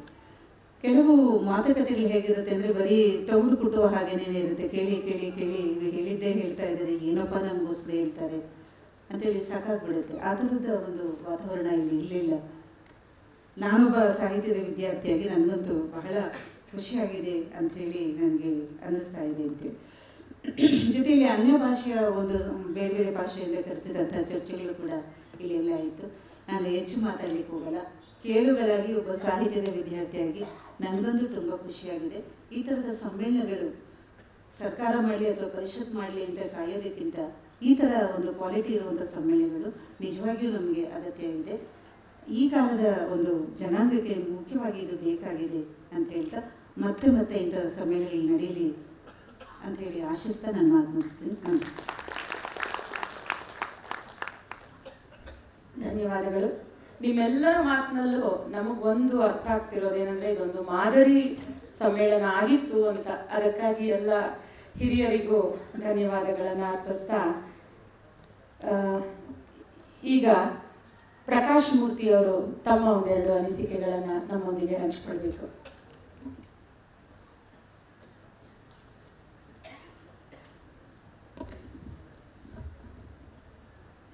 ಸಭೆಯಲ್ಲಿನ ಎಲ್ಲ ಸಹೃದಯರಿಗೆ ಹೃತ್ಪೂರ್ವಕ ನಮಸ್ಕಾರಗಳು. ಆತ್ಮೀಯ ಕನ್ನಡದ ಬಂಧುಗಳೇ, ಸಮಾಜಮುಖಿ ಸಾಹಿತ್ಯ ಸಮ್ಮೇಳನದಲ್ಲಿ ಆರಂಭದ ಉದ್ಘಾಟನಾ ಸಮಾರಂಭ, ಕೊನೆಯ ಸಮಾರೋಪ ಸಮಾರಂಭ, ಈ ಎರಡೂ ಕಾರ್ಯಕ್ರಮಗಳನ್ನು ಹೊರತುಪಡಿಸಿ 48 ಗೋಷ್ಠಿಗಳು 5 ಅಂಕಣದಲ್ಲಿ ನಡೆದಿದೆ ಸಭಾಂಗಣದಲ್ಲಿ. ಬಹುಶಃ ನಾವಿಲ್ಲಿರ್ತಕ್ಕಂಥ ಯಾರೂ ಕೂಡ 5 ಅಥವಾ 6 ಗೋಷ್ಠಿಗಳಿಗಿಂತಲೂ ಹೆಚ್ಚು ಗೋಷ್ಠಿಗಳನ್ನು ಕೇಳಲಿಕ್ಕೆ ಆಗಿಲ್ಲ. ಆದರೆ ಸಮಾಜಮುಖಿಯಲ್ಲಿನ 8 ವರ್ಷಗಳಿಂದ ಬರ್ತಾ ಇರತಕ್ಕಂಥ ಲೇಖಕರ ಬರವಣಿಗೆಗಳನ್ನು ಓದಿದ್ದೇವೆ, ಅವರ ಬೇರೆ ಬೇರೆ ಪುಸ್ತಕಗಳನ್ನು ಓದಿದ್ದೇವೆ, ಅರ್ಥಕೊಂಡಿದ್ದೇವೆ. ಅದರ ಸಾಂಕೇತಿಕವಾಗಿ ಈ ಸಾಹಿತ್ಯ ಸಮ್ಮೇಳನವನ್ನು ಸಮಾಜಮುಖಿಯವರು ಪ್ರಪ್ರಥಮ ಬಾರಿಗೆ ಸಮಾಜಮುಖಿ ಬಳಗದಿಂದ ಇದನ್ನು ಆಯೋಜಿಸಿದ್ದು ನಿಜಕ್ಕೂ ಹೆಮ್ಮೆಯ ವಿಷಯ. ವೇದಿಕೆಯಲ್ಲಿನ ಎಲ್ಲರೂ ಪ್ರಸ್ತಾಪ ಮಾಡಿದ್ದಾರೆ ಅಂತ ನಾನು ಭಾವಿಸಿದ್ದೇನೆ. ಬಹಳ ಮುಜುಗರದಿಂದ ವೇದಿಕೆಯ ಆ ತುದಿಯಲ್ಲಿ ಕುಳಿತಿದ್ದೆ. ನಿಜ, ಕನ್ನಡ ಸಾಹಿತ್ಯ ಪರಿಷತ್ತಿನ ದಿಕ್ಕು ದೆಸೆಗಳನ್ನು ಇಂತಹ ಸಂಸ್ಥೆಗಳು ಅಥವಾ ವ್ಯಕ್ತಿಗಳು ಮಾಡಿ ತೋರಿಸಬೇಕಾಗಿದೆ. ಕನ್ನಡ ಸಾಹಿತ್ಯ ಪರಿಷತ್ತನ್ನು ನೋಡಿ ಕಲಿಯುವ ಸಂದರ್ಭ ದೂರ ಆಗಿದೆ. ಕನ್ನಡ ಸಾಹಿತ್ಯ ಪರಿಷತ್ತಿಗೆ ದಿಕ್ಸೂಚಿಯನ್ನು ಕೊಡುವಂಥ ಕೆಲಸ ಇನ್ನು ಮುಂದೆ ಆಗಬೇಕಾಗಿದೆ. ಈಗಾಗಲೇ SDS ಅವರು ಹೇಳ್ತಾ ಇದ್ರು, ಕನ್ನಡ ಸಾಹಿತ್ಯ ಪರಿಷತ್ತಿನ ಇಂದಿನ ಸ್ಥಿತಿಗೆ ಜಿಲ್ಲಾಧ್ಯಕ್ಷರುಗಳ ದಾಸ್ಯ ಮನಸ್ಥಿತಿ ಅಂತೇಳಿ. ನೋವಾಯಿತು ನನಗೆ. ಕೆಲವು ಜಿಲ್ಲಾಧ್ಯಕ್ಷರುಗಳನ್ನು ಹೊರತುಪಡಿಸಿ ಬಹುಶಃ ಎಲ್ರಿಗೂ ಕೂಡ ಪ್ರಜ್ಞೆ ಇತ್ತು ಅಥವಾ ಎಲ್ರಿಗೂ ಕೂಡ ನೋವಿತ್ತು, ಮೂಕ ವೇದನೆಯನ್ನು ಅನುಭವಿಸ್ತಾ ಇದ್ರು. ಯಾರೂ ಕೂಡ ಅಂತಹ ಪ್ರಜಾಪ್ರಭುತ್ವ ವಿರೋಧಿಯಾದ, ಸಂವಿಧಾನ ವಿರೋಧಿಯಾದ ಮನಸ್ಥಿತಿಗೆ ಒಗ್ಗಿಕೊಳ್ಳದ ರೀತಿಯಲ್ಲಿ ಎಲ್ಲ ಜಿಲ್ಲಾಧ್ಯಕ್ಷರು ಆಂತರಿಕವಾಗಿ ವಿರೋಧವಾಗಿ ಇದ್ದೀವಿ. ಆದರೆ ಕಾಯ್ದು ನೋಡಿತಾ ಇತ್ತು. ಕೊನೆಗೆ ನಿಮ್ಮೆಲ್ಲರ ಆಶ್ರಯದಲ್ಲಿ ಹೋರಾಟವನ್ನು ಕಟ್ಟಿ ಅದನ್ನು ಹಿಮ್ಮೆಟ್ಟಿಸುವ ಕೆಲಸಕ್ಕೆ ನಾವುಗಳು ಕೂಡ ಮುಂದಾಗಿದ್ದೇವೆ. ಕನ್ನಡ ಸಾಹಿತ್ಯ ಪರಿಷತ್ತಿಗೆ ಸುದಿನಗಳು ಬರ್ತವೆ. ಆದರೆ ಜಯಪ್ರಕಾಶ್ ಗೌಡರ ಆಕ್ರೋಶ ಆಗ್ಬೋದು, ತಮ್ಮೆಲ್ಲರಲ್ಲಿ ಇರ್ತಕ್ಕಂಥ ಸಾತ್ವಿಕತೆ ಆಗ್ಬೋದು, ಇವೆರಡನ್ನು ಸಮ್ಮಿಳಿತಗೊಳಿಸಿ ನೀವೆಲ್ಲರೂ ಅದನ್ನು ಕೈಗೆತ್ಕೋಬೇಕು. ನೀವೆಲ್ಲರೂ ಕೈಗೆತ್ಕೋಬೇಕು ದಯವಿಟ್ಟು. ಇಲ್ಲ ಅಂದರೆ ಇವತ್ತು ನಾವು ನೋಡಿದ್ದೇವೆ, ಜೈಪುರ ಸಾಹಿತ್ಯ ಸಂಭ್ರಮದಿಂದ ಹಿಡಿದು ಇತ್ತೀಚಿನ ಮೈಸೂರು ಸಾಹಿತ್ಯ ಸಮ್ಮೇಳನದವರೆಗೆ ಸ್ಥಳಾಧಾರಿತವಾಗಿ ಸಾಹಿತ್ಯ ಸಮ್ಮೇಳನಗಳು ನಡೀತಾ ಇದ್ದಾವೆ. ವರ್ಗಾಧಾರಿತವಾಗಿ ಮಕ್ಕಳ ಸಾಹಿತ್ಯ ಸಮ್ಮೇಳನ, ಮಹಿಳಾ ಸಾಹಿತ್ಯ ಸಮ್ಮೇಳನ, ದಲಿತ ಸಾಹಿತ್ಯ ಸಮ್ಮೇಳನ, ಹೀಗೆ ವರ್ಗಾಧಾರಿತವಾಗೂ ಕೂಡ ಸಾಹಿತ್ಯ ಸಮ್ಮೇಳನಗಳು ನಡೀತಾ ಇದ್ದಾವೆ. ಸಮಾಜಮುಖಿ ಸಾಹಿತ್ಯ ಸಮ್ಮೇಳನ, ಇಲ್ಲಿ ಸ್ಥಳ, ವರ್ಗ, ಲಿಂಗ, ಜಾತಿ, ಪಂಥ, ಪಂಗಡ ಎಲ್ಲವೂ ಸೇರ್ಕೊಂಡಿದೆ. ಬಹುಶಃ ಮಾಲತಿ ಪಟ್ಟಶೆಟ್ಟಿ ಮೇಡಮ್ನವರು ಹೇಳ್ತಾ ಇದ್ರು, ಗಿರಡಿ ಗೋವಿಂದರಾಜ್ ಅವರ ಧಾರವಾಡ ಸಾಹಿತ್ಯ, ನಾನು ಕೂಡ ಅದನ್ನು ಸಾಕ್ಷೀಕರಿಸಿದ್ದೇನೆ. ಬಹುಶಃ ಅಲ್ಲಿನ ಮೌಲಿಕ ಚರ್ಚೆಗಳು ಹತ್ತಿರ ಸಮಾಜಮುಖಿ ಮೊದಲ ಹೆಜ್ಜೆಯಲ್ಲೇ ಕೂಡ ಈ ಸಾಹಿತ್ಯ ಸಮ್ಮೇಳನದಲ್ಲಿ ಅಂಥದ್ದೇ ಮೌಲಿಕ ಚರ್ಚೆಗಳು ನಡೆದಿದ್ದಾವೆ. ಜಯರಾಮ್ ಬಾಬುರಾವ್ ಸರ್ ಅವರು ಕೇವಲ ಸಭಾಂಗಣದಲ್ಲಿ ನಡೀತಾ ಇರ್ತಕ್ಕಂಥ ಗೋಷ್ಠಿಗಳನ್ನು ಅಷ್ಟೇ ಗಮನಿಸ್ತಿರಲಿಲ್ಲ, ನಾನು ಗಮನಿಸಿದೆ. ಊಟದ ಪ್ರಾಂಗಣದಲ್ಲಿ ಪ್ರೇಕ್ಷಕರು ಮತ್ತು ವೀಕ್ಷಕರು ಏನು ಮಾತನಾಡ್ತಾ ಇದ್ದಾರೆ, ಟೀ ಕಾಫಿ ಕುಡಿಯುವ ಸಂದರ್ಭದಲ್ಲಿ ಏನು ಮಾತನಾಡ್ತಾ ಇದ್ದಾರೆ, ದಾರಿಯಲ್ಲಿ ನಡ್ಕೊಂಡು ಹೋಗ್ಬೇಕಾದ್ರೆ ಪುಸ್ತಕಗಳ ಮಳಿಗೆಗಳಲ್ಲಿ ಏನು ಮಾತನಾಡ್ತಾ ಇದ್ದಾರೆ ಅಂತ ಅವ್ರು ಗಮನಿಸ್ತಾ ಇದ್ರು. ಬಹುಶಃ ಅವನ್ನೆಲ್ಲ ಗಮನಿಸ್ತಾ ಪ್ರಥಮ ಹೆಜ್ಜೆಯಲ್ಲಿಯೇ ಇಷ್ಟೊಂದು ಅದ್ಭುತವಾದ ಯಶಸ್ಸನ್ನು ಕಂಡಿರ್ತಕ್ಕಂಥ ನಾವು, ಅಂದರೆ ಸಮಾಜಮುಖಿ ವಿಭಾಗದ ನಾವುಗಳು ಮುಂದಿನ ದಿನಗಳಲ್ಲಿ ಮತ್ತಷ್ಟು ಅರ್ಥಪೂರ್ಣವಾದಂಥ ಯಶಸ್ವಿಯಾದಂತಹ ಸಮ್ಮೇಳನಗಳನ್ನ ಮಾಡ್ತೇವೆ. ಆ ಹಿನ್ನೆಲೆಯೊಳಗಡೆ ಈ ಸಮಾರಂಭದ ಕೊನೆಯ ಮಾತುಗಾರನಾಗಿ, ಅಂದರೆ ಅಧ್ಯಕ್ಷರ ಮಾತುಗಳಿಗಿಂತ ಮುಂಚಿತವಾಗಿ ಒಬ್ಬ ಕಿರಿಯನಾಗಿ ನಾನಾದರೂ ನಿರೀಕ್ಷೆ ಮಾಡೋದಂದರೆ, ಇವತ್ತಿನ ಸಾಹಿತ್ಯ ಸಮ್ಮೇಳನಗಳು ಕನ್ನಡ ಸಾಹಿತ್ಯ ಪರಿಷತ್ತು ನಿಮ್ಗೆ ಎಲ್ಲರಿಗೂ ಗೊತ್ತು, ಮೂಲ ದೇಶದ ನೆಲೆ ಒಳಗಡೆ ಕನ್ನಡದ ಕಲೆ, ಸಾಹಿತ್ಯ, ಸಂಸ್ಕೃತಿ, ಜನಪದಗಳ ಸಂವರ್ಧನೆಗಾಗಿ ಸ್ಥಾಪನೆ ಆದದ್ದು. ಶ್ರೀಮನ್ ರಾಜರ್ಷಿ ನಾಲ್ವಡಿ ಕೃಷ್ಣರಾಜ ಒಡೆಯರವರ ಒಂದು ಕೃಪಾಶ್ರಯದಲ್ಲಿ ಸ್ಥಾಪನೆಗೊಂಡಂತಹ 110 ವರ್ಷಗಳ ಆ ಸಂಸ್ಥೆಯಲ್ಲಿ ಇದುವರೆಗೆ ಎಲ್ಲ ರೀತಿಯ ಚಟುವಟಿಕೆಗಳು, ಹಿರಿಯರಾದಂಥ ಅಂಪನ ಸರ್ ಅವರು ಇಲ್ಲಿದ್ದಾರೆ, ಪರಿಷತ್ತನ್ನು ಬಹಳ ಸಮೃದ್ಧವಾಗಿ ಕಟ್ಟಿದಂಥವರು, ಹೇಗೆ ಕೆಲಸ ಮಾಡಬೇಕು ಅಂತೇಳಿ ದಿಕ್ಸೂಚಿಯನ್ನು ನಿರ್ಮಾಣ ಮಾಡಿದಂಥವರು, ಜಿ ನಾರಾಯಣರನ್ನು ಸ್ಮರಿಸಿದ್ರು, SD ಸಿದ್ದರಾಮಯ್ಯ ಸರ್ ಅವರು 3 ಅವಧಿಗೆ ಸಾಹಿತ್ಯ ಪರಿಷತ್ತನ್ನು ಅತ್ಯಂತ ನಿಷ್ಠೆಯಿಂದ, ಪ್ರಾಮಾಣಿಕತೆಯಿಂದ, ಎಲ್ಲರಿಗೂ ಮಿಗಿಲಾಗಿ ಸಹೃದಯತೆಯಿಂದ, ಸಜ್ಜನಿಕೆಯಿಂದ ಸಾಹಿತ್ಯ ಪರಿಷತ್ತನ್ನು ಕಟ್ಟಿದ್ರು. ಆದರೆ ಇವತ್ತು ಅದೆಲ್ಲೋ ಒಂದು ಕಡೆ ವಿಷಯಗಳಿಗೆ ಒಂದು ರೀತಿ ದಿಕ್ಕು ತಪ್ಪಿದೆ. ಅದನ್ನು ನಾವು ನೀವೆಲ್ಲರೂ ಸೇರಿ ಈ ರೀತಿಯ ಕಾರ್ಯಕ್ರಮಗಳೊಟ್ಟಿಗೆ ಮಾದರಿಯನ್ನು ಮಾಡುವುದರ ಮೂಲಕ ಸಾಹಿತ್ಯ ಪರಿಷತ್ಗೂ ಕೂಡ ಕಾಯಕಲ್ಪವನ್ನು ಸಲ್ಲಿಸುವ ಕೆಲಸವನ್ನು ಮಾಡೋಣ. ಅದಲ್ಲದೆ ಯುವ ಸಮೂಹ, ಇವತ್ತು ಜಯರಾಮ್ ರಾಯಪುರ ಸರ್ ಅವರು ಮತ್ತು ಎಲ್ಲ ಬಳಗದವರು ಕಾಲೇಜುಗಳ ವಿದ್ಯಾರ್ಥಿಗಳಿಗೆ ರಿಯಾಯಿತಿ ದರದಲ್ಲಿ ನೋಂದಣಿಯನ್ನು ಮಾಡಿ ಆಹ್ವಾನಿಸಿದ್ದಾರೆ. ಏನು ಮಾಹಿತಿ ತಂತ್ರಜ್ಞಾನದಲ್ಲಿ ಇವತ್ತು ತೇಜಸ್ವಿಯವರನ್ನು ಓದತಕ್ಕಂಥ ದೊಡ್ಡ ಬಳಗ ಇದೆ. ಮಾಹಿತಿ ತಂತ್ರಜ್ಞಾನದಲ್ಲಿ ಕೂಡ ಪೊಲೀಸ್ ಇಲಾಖೆಯಲ್ಲಿ ರವಿಕಾಂತೇಗೌಡ ಸರ್ ಹೇಳ್ತಾ ಇದ್ದಾರೆ, ಪೊಲೀಸ್ ಇಲಾಖೆಯಲ್ಲಿನ ಸಾಹಿತಿಗಳನ್ನು ನಾವು ಗಮನಿಸಿದ್ದೇವೆ. ಇತ್ತೀಚೆಗೆ ವಿಶ್ವೇಶ್ವರಪುರ ಪೊಲೀಸ್ ಠಾಣೆಗೆ ಕನ್ನಡದ ಪುಸ್ತಕಗಳನ್ನು ಅಲ್ಲಿರುವ ಕಿರು ಗ್ರಂಥಾಲಯಕ್ಕೆ ನಮ್ಮ ಬೆಂಗಳೂರು ನಗರ ಜಿಲ್ಲಾ ಘಟಕದಿಂದ ಪುಸ್ತಕಗಳ ದಾಸೋಹವನ್ನು ಕೊಟ್ರಿ. ಹೀಗೆ ನಾವು ಪರಸ್ಪರ ಎಲ್ಲ ಕಡೆ ಓದುವ ಸಂಸ್ಕೃತಿಯನ್ನು, ಜೊತೆಗೆ ಈ ಸಾಹಿತ್ಯ ಸಂಸ್ಕೃತಿಯ ಒಂದು ಆಯಾಮವನ್ನು ಬಿತ್ತುವುದರ ಮೂಲಕ ಈ ರೀತಿಯ ಸಮಾಜಮುಖಿ ಸಮ್ಮೇಳನಗಳು ಯಶಸ್ವಿಯಾಗಲಿ. ಆ ಹಿನ್ನೆಲೆಯಲ್ಲಿ ಇದು ಅದ್ಭುತವಾದ ಯಶಸ್ಸನ್ನು ಕಂಡಿದೆ. ಎಲ್ಲ ಸಂಪನ್ಮೂಲ ವ್ಯಕ್ತಿಗಳಿಂದ, ಸಂಘಟಕರಿಂದ, ಜೊತೆಗೆ ಪ್ರೇಕ್ಷಕರಿಂದ, ಓದುಗರಿಂದ ಈ ಸಮಾಜಮುಖಿ ಸಮ್ಮೇಳನ ಯಶಸ್ವಿಯಾಗಿದೆ. ಧನ್ಯವಾದಗಳು. ನಮಸ್ಕಾರ. ಧನ್ಯವಾದಗಳು ಸರ್. ಪ್ರಕಾಶ್ ಮೂರ್ತಿ ಸರ್ ಹೇಳ್ತಾ ಇದ್ದಾಗ ಸಮ್ಮೇಳನದ ರಿಜಿಸ್ಟ್ರೇಷನ್ ವಿಚಾರ ಮಾತಾಡ್ತಾ ಇದ್ರು. ಅದಕ್ಕೆ ಒಂದು ಸಣ್ಣ ಮಾಹಿತಿಯನ್ನು ಕೊಡೋಣ ಅಂತ. ಆನ್ಲೈನಲ್ಲಿ 500ಕ್ಕೂ ಹೆಚ್ಚು ಜನ ರಿಜಿಸ್ಟ್ರೇಷನ್ ಮಾಡಿಕೊಂಡು ಇಲ್ಲಿಗೆ ಬಂದರು. ಇಲ್ಲೇ ತಕ್ಷಣದಲ್ಲೇ ಸ್ಪಾಟ್ ರಿಜಿಸ್ಟ್ರೇಷನ್ ಸುಮಾರು 150 ಜನ. ಕೇವಲ ಬೆಂಗಳೂರಿನ ವಿದ್ಯಾರ್ಥಿಗಳೇನೆ ಸುಮಾರು 300 ಜನ ರಿಜಿಸ್ಟ್ರೇಷನ್ ಅನ್ನು ಮಾಡಿಕೊಂಡು ನಿನ್ನೆಯಿಂದ ಇದುವರೆಗೂ ಭಾಗವಹಿಸಿದ್ದಾರೆ. 150 ವಿದ್ಯಾರ್ಥಿಗಳು ಆಚೆ ಕಡೆಯಿಂದಲೂ ಕೂಡ ಬೆಂಗಳೂರಿಗೆ ಬಂದು 2 ದಿನ ಈ ಸಮಾರಂಭದಲ್ಲಿ, ಸಮ್ಮೇಳನದಲ್ಲಿ ಭಾಗವಹಿಸಿದ್ದಾರೆ. 50ಕ್ಕೂ ಹೆಚ್ಚು ಜನ ಸ್ವಯಂ ಸೇವಕರು ಅಂದರೆ ವಾಲಂಟಿಯರ್ಸ್ ಇದಕ್ಕಾಗಿ ಕೆಲಸ ಮಾಡಿದ್ದಾರೆ. ವಿದ್ಯಾರ್ಥಿಗಳ ಸಂಖ್ಯೆ ಮತ್ತೆ ಭಾಗವಹಿಸೋ ಸಂಖ್ಯೆನೇ ಇಷ್ಟಿದ್ಮೇಲೆ ಆಯೋಜಕರು ಇನ್ನೆಷ್ಟಿರ್ಬೋದು ಅಂತ ನಾವು ಊಹೆ ಮಾಡ್ಕೋಬಹುದು. ಎಲ್ಲರಿಗೂ ಒಮ್ಮೆ ನಾವು ಜೋರಾದ ಚಪ್ಪಾಳೆಯನ್ನ ಹೊಡೆಯುವ ಮೂಲಕ ನಮ್ಮ ಬೆನ್ನನ್ನು ನಾವೇ ತಕ್ಕೊಳ್ಳೋಣ. ಇದೊಂದು ಮಾದರಿ ಸಮ್ಮೇಳನ ಅಂತ ಹೇಳಿದರೆ ಮತ್ತೆ ಮತ್ತೆ ಪ್ರತಿ ವರ್ಷ ಇದು ನಡೆಯಲಿ ಅಂತ ಹಾರೈಸಿದ ಹಿರಿಯ ಚಿಂತಕರಾದ ಜಿ ರಾಮಕೃಷ್ಣ ಅವರ ಮಾತುಗಳನ್ನ ಕೇಳುವಂತಹ ಸಮಯ ಇದು. ಸರ್, ಅಲ್ಲೇ ಮೈಕ್ ಕೊಡ್ಬೋದಾ? ಒಪ್ತಾ ಇದೆ.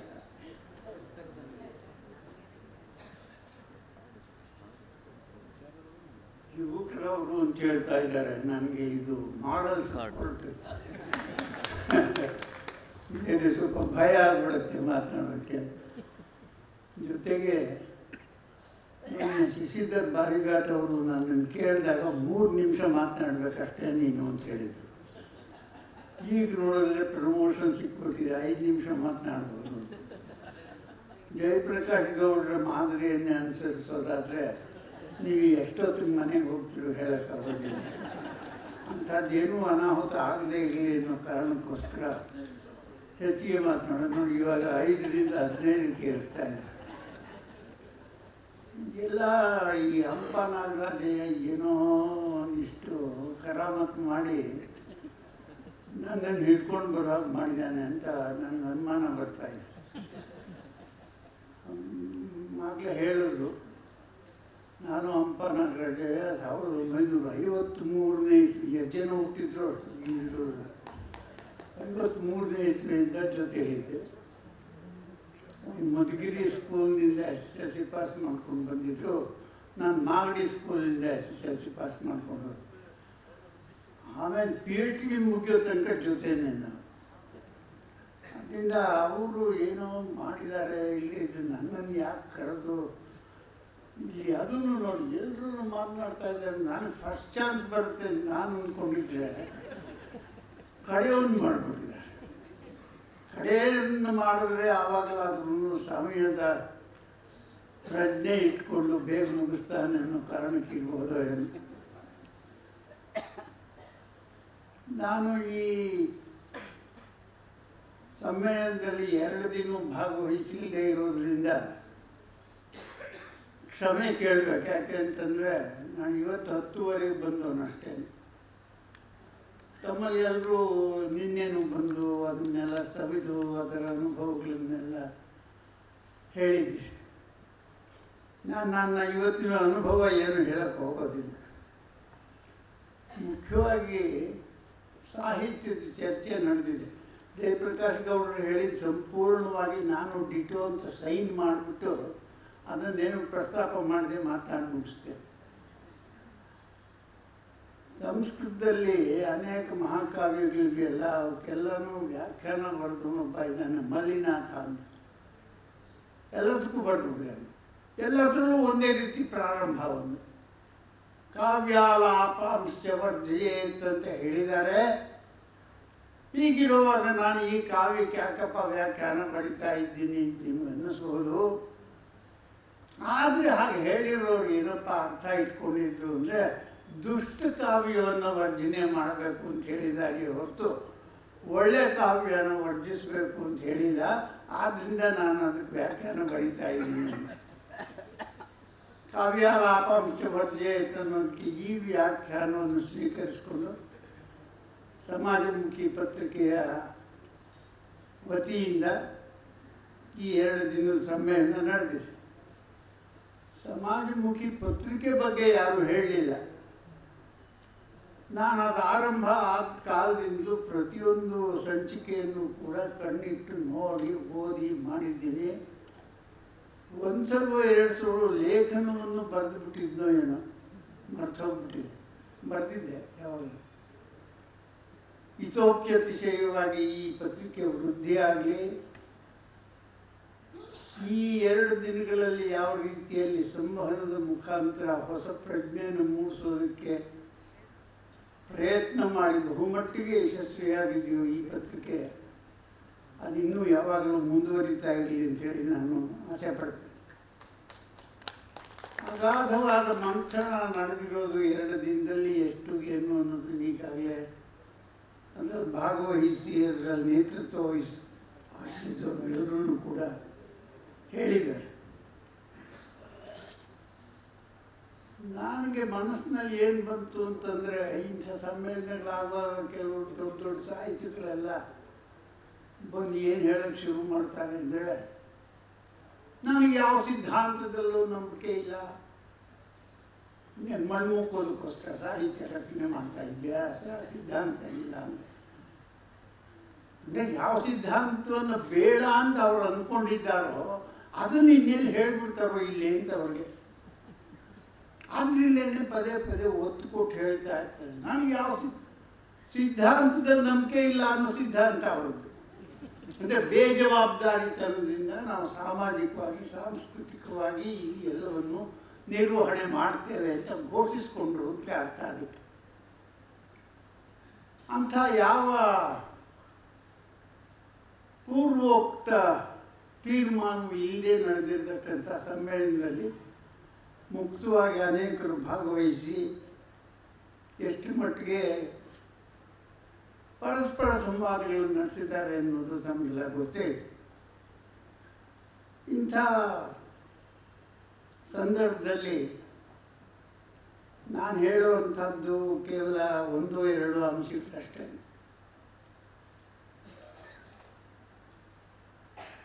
ಇಂಗ್ಲೀಷ್ನಲ್ಲಿ ಹಾಫ್ ಟೈಮ್ಸ್ ಅಂತ ಒಂದು ಕಾದಂಬರಿ ಇದೆ, ಚಾರ್ಲ್ಸ್ ಡಿಕಿನ್ಸ್ ಬರೆದಿದೆ. ಕಾರ್ಖಾನೆಗಳು ಬಂದ ಮೇಲೆ ಬ್ರಿಟನ್ನಲ್ಲಿ ಏನೇನೆಲ್ಲ ವ್ಯತ್ಯಾಸಗಳಾಯಿತು, ಅನಾಹುತ ಎಷ್ಟಾಯಿತು, ನಿರೀಕ್ಷಿತ ಮಟ್ಟದಲ್ಲಿ ಅನುಕೂಲ ಎಷ್ಟಾಗಲಿಲ್ಲ ಇತ್ಯಾದಿಗಳನ್ನೆಲ್ಲ ಹೇಳುತ್ತೆ.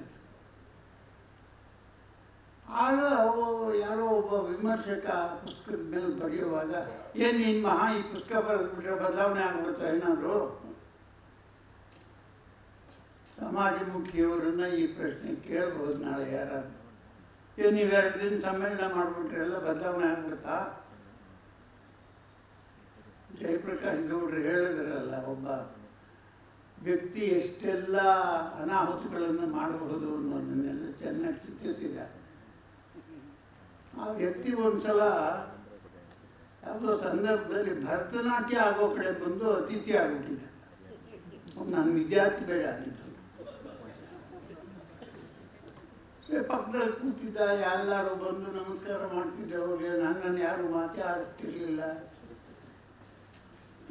ಯಾರು ನನ್ನ ಮಾತು ಕೇಳಿದೆ. ಆಮೇಲೆ ಅವನು, ಸರ್ ಅವರೆಲ್ಲ ನಾನು ದೂರದರ್ಶನ ಡೈರೆಕ್ಟರ್ ಅಲ್ಲ, ಅದಕ್ಕೆ ನಾಳೆ ಏನಾದರೂ ಬೆಕ್ಕತ್ತೇನೋ ನೋಡೋಣ ಅಂತ ಬಂದು ನನಗೆ ಇಷ್ಟೊಂದೆಲ್ಲ ಮನ್ನಣೆ ಸಿಗ್ತಾ ಇದೆ ಅಷ್ಟೇ, ನೀವೇನು ಯೋಚನೆ ಮಾಡ್ಬಿಡಿ. ಆಮೇಲೆ ಭಾಷಣ ಮಾಡಿದೆ. ಹೋಗ್ಬಿಟ್ಟು ಮೇಷ್ಟ್ರು ಬಂದಿದ್ದಾರೆ, ಜೇಡಿ ಮಣ್ಣನ್ನು ತೀಡಿ ಎಲ್ಲ ಮಾಡೋ ಹಾಗೆ ನನ್ನ ವ್ಯಕ್ತಿತ್ವವನ್ನು ವಿಕಾಸಗೊಳಿಸೋದು ಇವನು ಒಬ್ಬ ಏನೇನೋ. ಆಮೇಲೆ ಅದು ಮುಗಿದ ಮೇಲೆ ಬಂದು ಪಕ್ಕದಲ್ಲಿ ಕೂತ್ಕೊಂಡು ಡ್ಯಾನ್ಸ್ ಶುರು ಆಯ್ತಲ್ಲ. ನಾನು ಹೇಳಿದೆ ಆತನಿಗೆ, ಅಲ್ಲ ಜೇಡಿ ಮಣ್ಣನ್ನು ಎಷ್ಟು ತಾನೇ ತೀಡಿ ಮಾಡಿದ್ರು ಅದ್ರ ಅವಲಕ್ಷಣ ಪೂರ್ತಿ ಕಲ್ಕೊಂಡ್ಬಿಡ್ತಾ ಬೇರೆ ಸ್ವರೂಪ ಬರ್ಬೋದು ಅದಕ್ಕೆ. ಆದರೆ ಮೂಲ ಲಕ್ಷಣ ಎಲ್ಲಿ ಹೋಗ್ತದೆ ಯಾರು ಎದ್ದು ಹೊರಟು ಇವನಂತ ಏನು ಕೂತ್ಕೊಂಡು ಈ ಸಾಹಿತ್ಯ ಚರ್ಚೆ ಏನು ನಡೆದಿದೆ 2 ದಿನಗಳ ಕಾಲ, ಅದಕ್ಕೆ ಪ್ರತಿಕ್ರಿಯೆ ಈ ರೀತಿಯಲ್ಲಿ ಖಂಡಿತವಾಗ್ಲೂ ಬರಲಾರದು ಅಂಥೇಳಿ ನನ್ನದಾದರೂ ಆಕಾಂಕ್ಷೆ. ಮುಖ್ಯವಾಗಿ ಸಾಹಿತ್ಯ ಅನ್ನತಕ್ಕಂಥದ್ದನ್ನು ಯಾವ ರೀತಿಯಲ್ಲಿ ನಾವು ಅರ್ಥೈಸ್ತೇವೆ, ಯಾರಿಗೋಸ್ಕರ ಬರೀ ಮಸಾಲೆ ಇಟ್ಟು ಸಾಹಿತ್ಯ ಬರಿತೀವ ಅಥವಾ ಜೀವಂತವಾಗಿರುವ ಜನರ ಬಗ್ಗೆ ಏನಾದರೂ ಕಾಳಜಿ ಇಟ್ಕೊಂಡು ಬರಿತೇವ ಅಂತಕ್ಕಂಥದ್ದು ಅನಿವಾರ್ಯವಾಗಿ ನಾವೆಲ್ಲರೂ ಚರ್ಚೆ ಮಾಡಲೇಬೇಕಾದಂಥ ಸಂಗತಿ. ಅದಕ್ಕೆ ಪೂರಕವಾದಂಥ ಕೆಲಸವನ್ನು ಇಂಥ ಸಮ್ಮೇಳನಗಳು ಮಾಡಿಕೊಡುತ್ತೆ ಅನ್ನತಕ್ಕಂಥದ್ದು ಬಹಳ ಮುಖ್ಯವಾದಂಥ ಅಂಶ. ಇಲ್ಲಿನ ಸನ್ನಿವೇಶ ಯಾವ ರೀತಿ ಇತ್ತು ಅನ್ನೋದನ್ನು ಇವತ್ತು ನಾನು ಗಮನಿಸಿರೋದ್ರಲ್ಲಿ ಖಂಡಿತವಾಗ್ಲೂ ಕೂಡ ಬಹಳ ಉತ್ತಮವಾದಂಥ ರೀತಿಯಲ್ಲಿ ಚರ್ಚೆಗಳು ನಡೆದಿವೆ. ನಾನು ಒಳ್ಳೆ 20 ವರ್ಷದ ಹುಡುಗನ ಥರ ಏನು ಮಾಡಿದೆ ಇವತ್ತು, ಅಲ್ಲೊಂದು ಗೋಷ್ಠಿಲಿ ಯಾರು ಮಾತಾಡ್ತಾನೇ ಇದ್ರು, ಟೈಮ್ ಮುಗಿದೋಗಿದೆ, ನಾವು ಇನ್ನೊಬ್ಬರು ಕೇಳೋಣ ಅಂತ ಬಂದು ಕೂತಿದ್ದೆ, ಇವಾಗ ಬಿಡ್ತಾನೆ ಇಲ್ವಲ್ಲ ಅಂತ ನಾನು ಚಪ್ಪಾಳೆ ಹೊಡೆದು ಕೂಗಿ ಎಲ್ಲ ಮಾಡ್ಬೇಕು, ಎಲ್ಲ ತಿರುಗಿ ನೋಡ್ತಾ ಇದ್ದೆ. ಮುದುಕ ಏನಿದೆ ಇವನು. ನಾನು ಹೇಳಿದೆ, ನಾವು ಎಲ್ಲಿದ್ದು ಇದನ್ನು ಮಾಡೋದೇ ಕಲ್ತ್ಕೊಂಡಿರೋದು. ಅವ್ರು ಹೇಳಿದ್ದು ಟೈಮ್ ಮುಗಿದಿದೆ, ಹೇಳಿದ ಟೈಮ್ಗೆ ಶುರು ಮಾಡಲಿಲ್ಲ, ಅದಕ್ಕೆ ನಾವೇನು ಮಾಡೋಕ್ಕಾಗುತ್ತೆ, ನಾವು ಇನ್ನೊಬ್ಬರು ಕೇಳಬೇಕು ಅಂತ ಬಂದಿದ್ದೀವಿ, ಅದು ಗದ್ದೆ ಆಗ್ತಾ ಇದೆ, ಚಪ್ಪಾಳೆ ಹೊಡೋದು ಏನಿದೆ ತಪ್ಪು ಅಂತ. ಆದರೂ ಅವ್ರೇನು ಬಿಡಲಿಲ್ಲ ಬಿಡಿ, ಅವ್ರು ನನಗಿಂತೂ ಗಟ್ಟಿ. ಆ ರೀತಿ ಆಗಲೇ ಇರತಕ್ಕಂಥ ಸನ್ನಿವೇಶನೂ ಖಂಡಿತ ಇದ್ದಿರಬೇಕು ಗೋಷ್ಠಿಗಳಲ್ಲಿ. ನಾನು ಬೆಳಗ್ಗೆ ನೋಡಿದಂಥ ಗೋಷ್ಠಿಗಳಲ್ಲಿ ಅದೆಲ್ಲ ನಿಜಕ್ಕೂ ಕೂಡ ಹಾಗೆ ನಡೀತು. ನಮ್ಮ ಅನೇಕ ಸ್ನೇಹಿತರು ಹೇಳಿದ್ದಾರೆ, ನೀವು ನಿಮ್ಮ ಕ್ರಿಯಾ ವಲಯವನ್ನು ವಿಸ್ತರಿಸಿಕೊಂಡು ಬೇರೆ ಊರುಗಳಲ್ಲೂ ಹೋಗಿ ಮಾಡಿ ಅಂತ.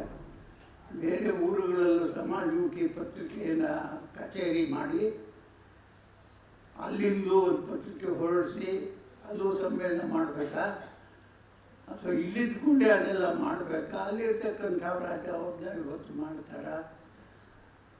ಮತ್ತು ಪ್ರತಿಕ್ರಿಯೆ ಭಾಗವಹಿಸುವಿಕೆ ಇಲ್ಲಿ ಯಾವ ಮಟ್ಟದಲ್ಲಿ ನಡೀತು, ಗುಣಾತ್ಮಕವಾಗಿ ಯಾವ ರೀತಿಯಲ್ಲಿ ಇದು ಒಂದು ಮುಖ್ಯವಾದಂಥ ಒಂದು ಸಂಗತಿ ಆಗೋ ರೀತಿಯಲ್ಲಿ ವ್ಯವಹಾರ ನಡೀತು, ಅದೆಲ್ಲ ಸದಾ ಕಾಲದಲ್ಲೂ ನಡೆಯುತ್ತೆ. ಇತ್ಯಾದಿಗಳನ್ನೆಲ್ಲ ಗಮನದಲ್ಲಿಟ್ಕೊಂಡು ನಾವು ಈಗ ಮಾಡಿರ್ತಕ್ಕಂಥದ್ದಕ್ಕೆ ಹೃತ್ಪೂರ್ವಕವಾದಂಥ ಅಭಿನಂದನೆಗಳನ್ನು ಸಲ್ಲಿಸಿ, ಶಾಬಾಸ್, ಚೆನ್ನಾಗಿ ಮಾಡಿದ್ದೀರಿ, ನೀವು ಸರ್ಕಾರದ ದುಡ್ಡು ತಿಂದಿಲ್ವಲ್ಲಪ್ಪ, ಅದಕ್ಕಿಂತಲೂ ಇನ್ನೇನು ಶ್ರೇಯಸ್ಬೇಕು, ಒಳ್ಳೆಯದಾಗಲಿ, ಇಂಥ ಸಮ್ಮೇಳನಗಳು ಇನ್ನೂ ನಡೀಲಿ,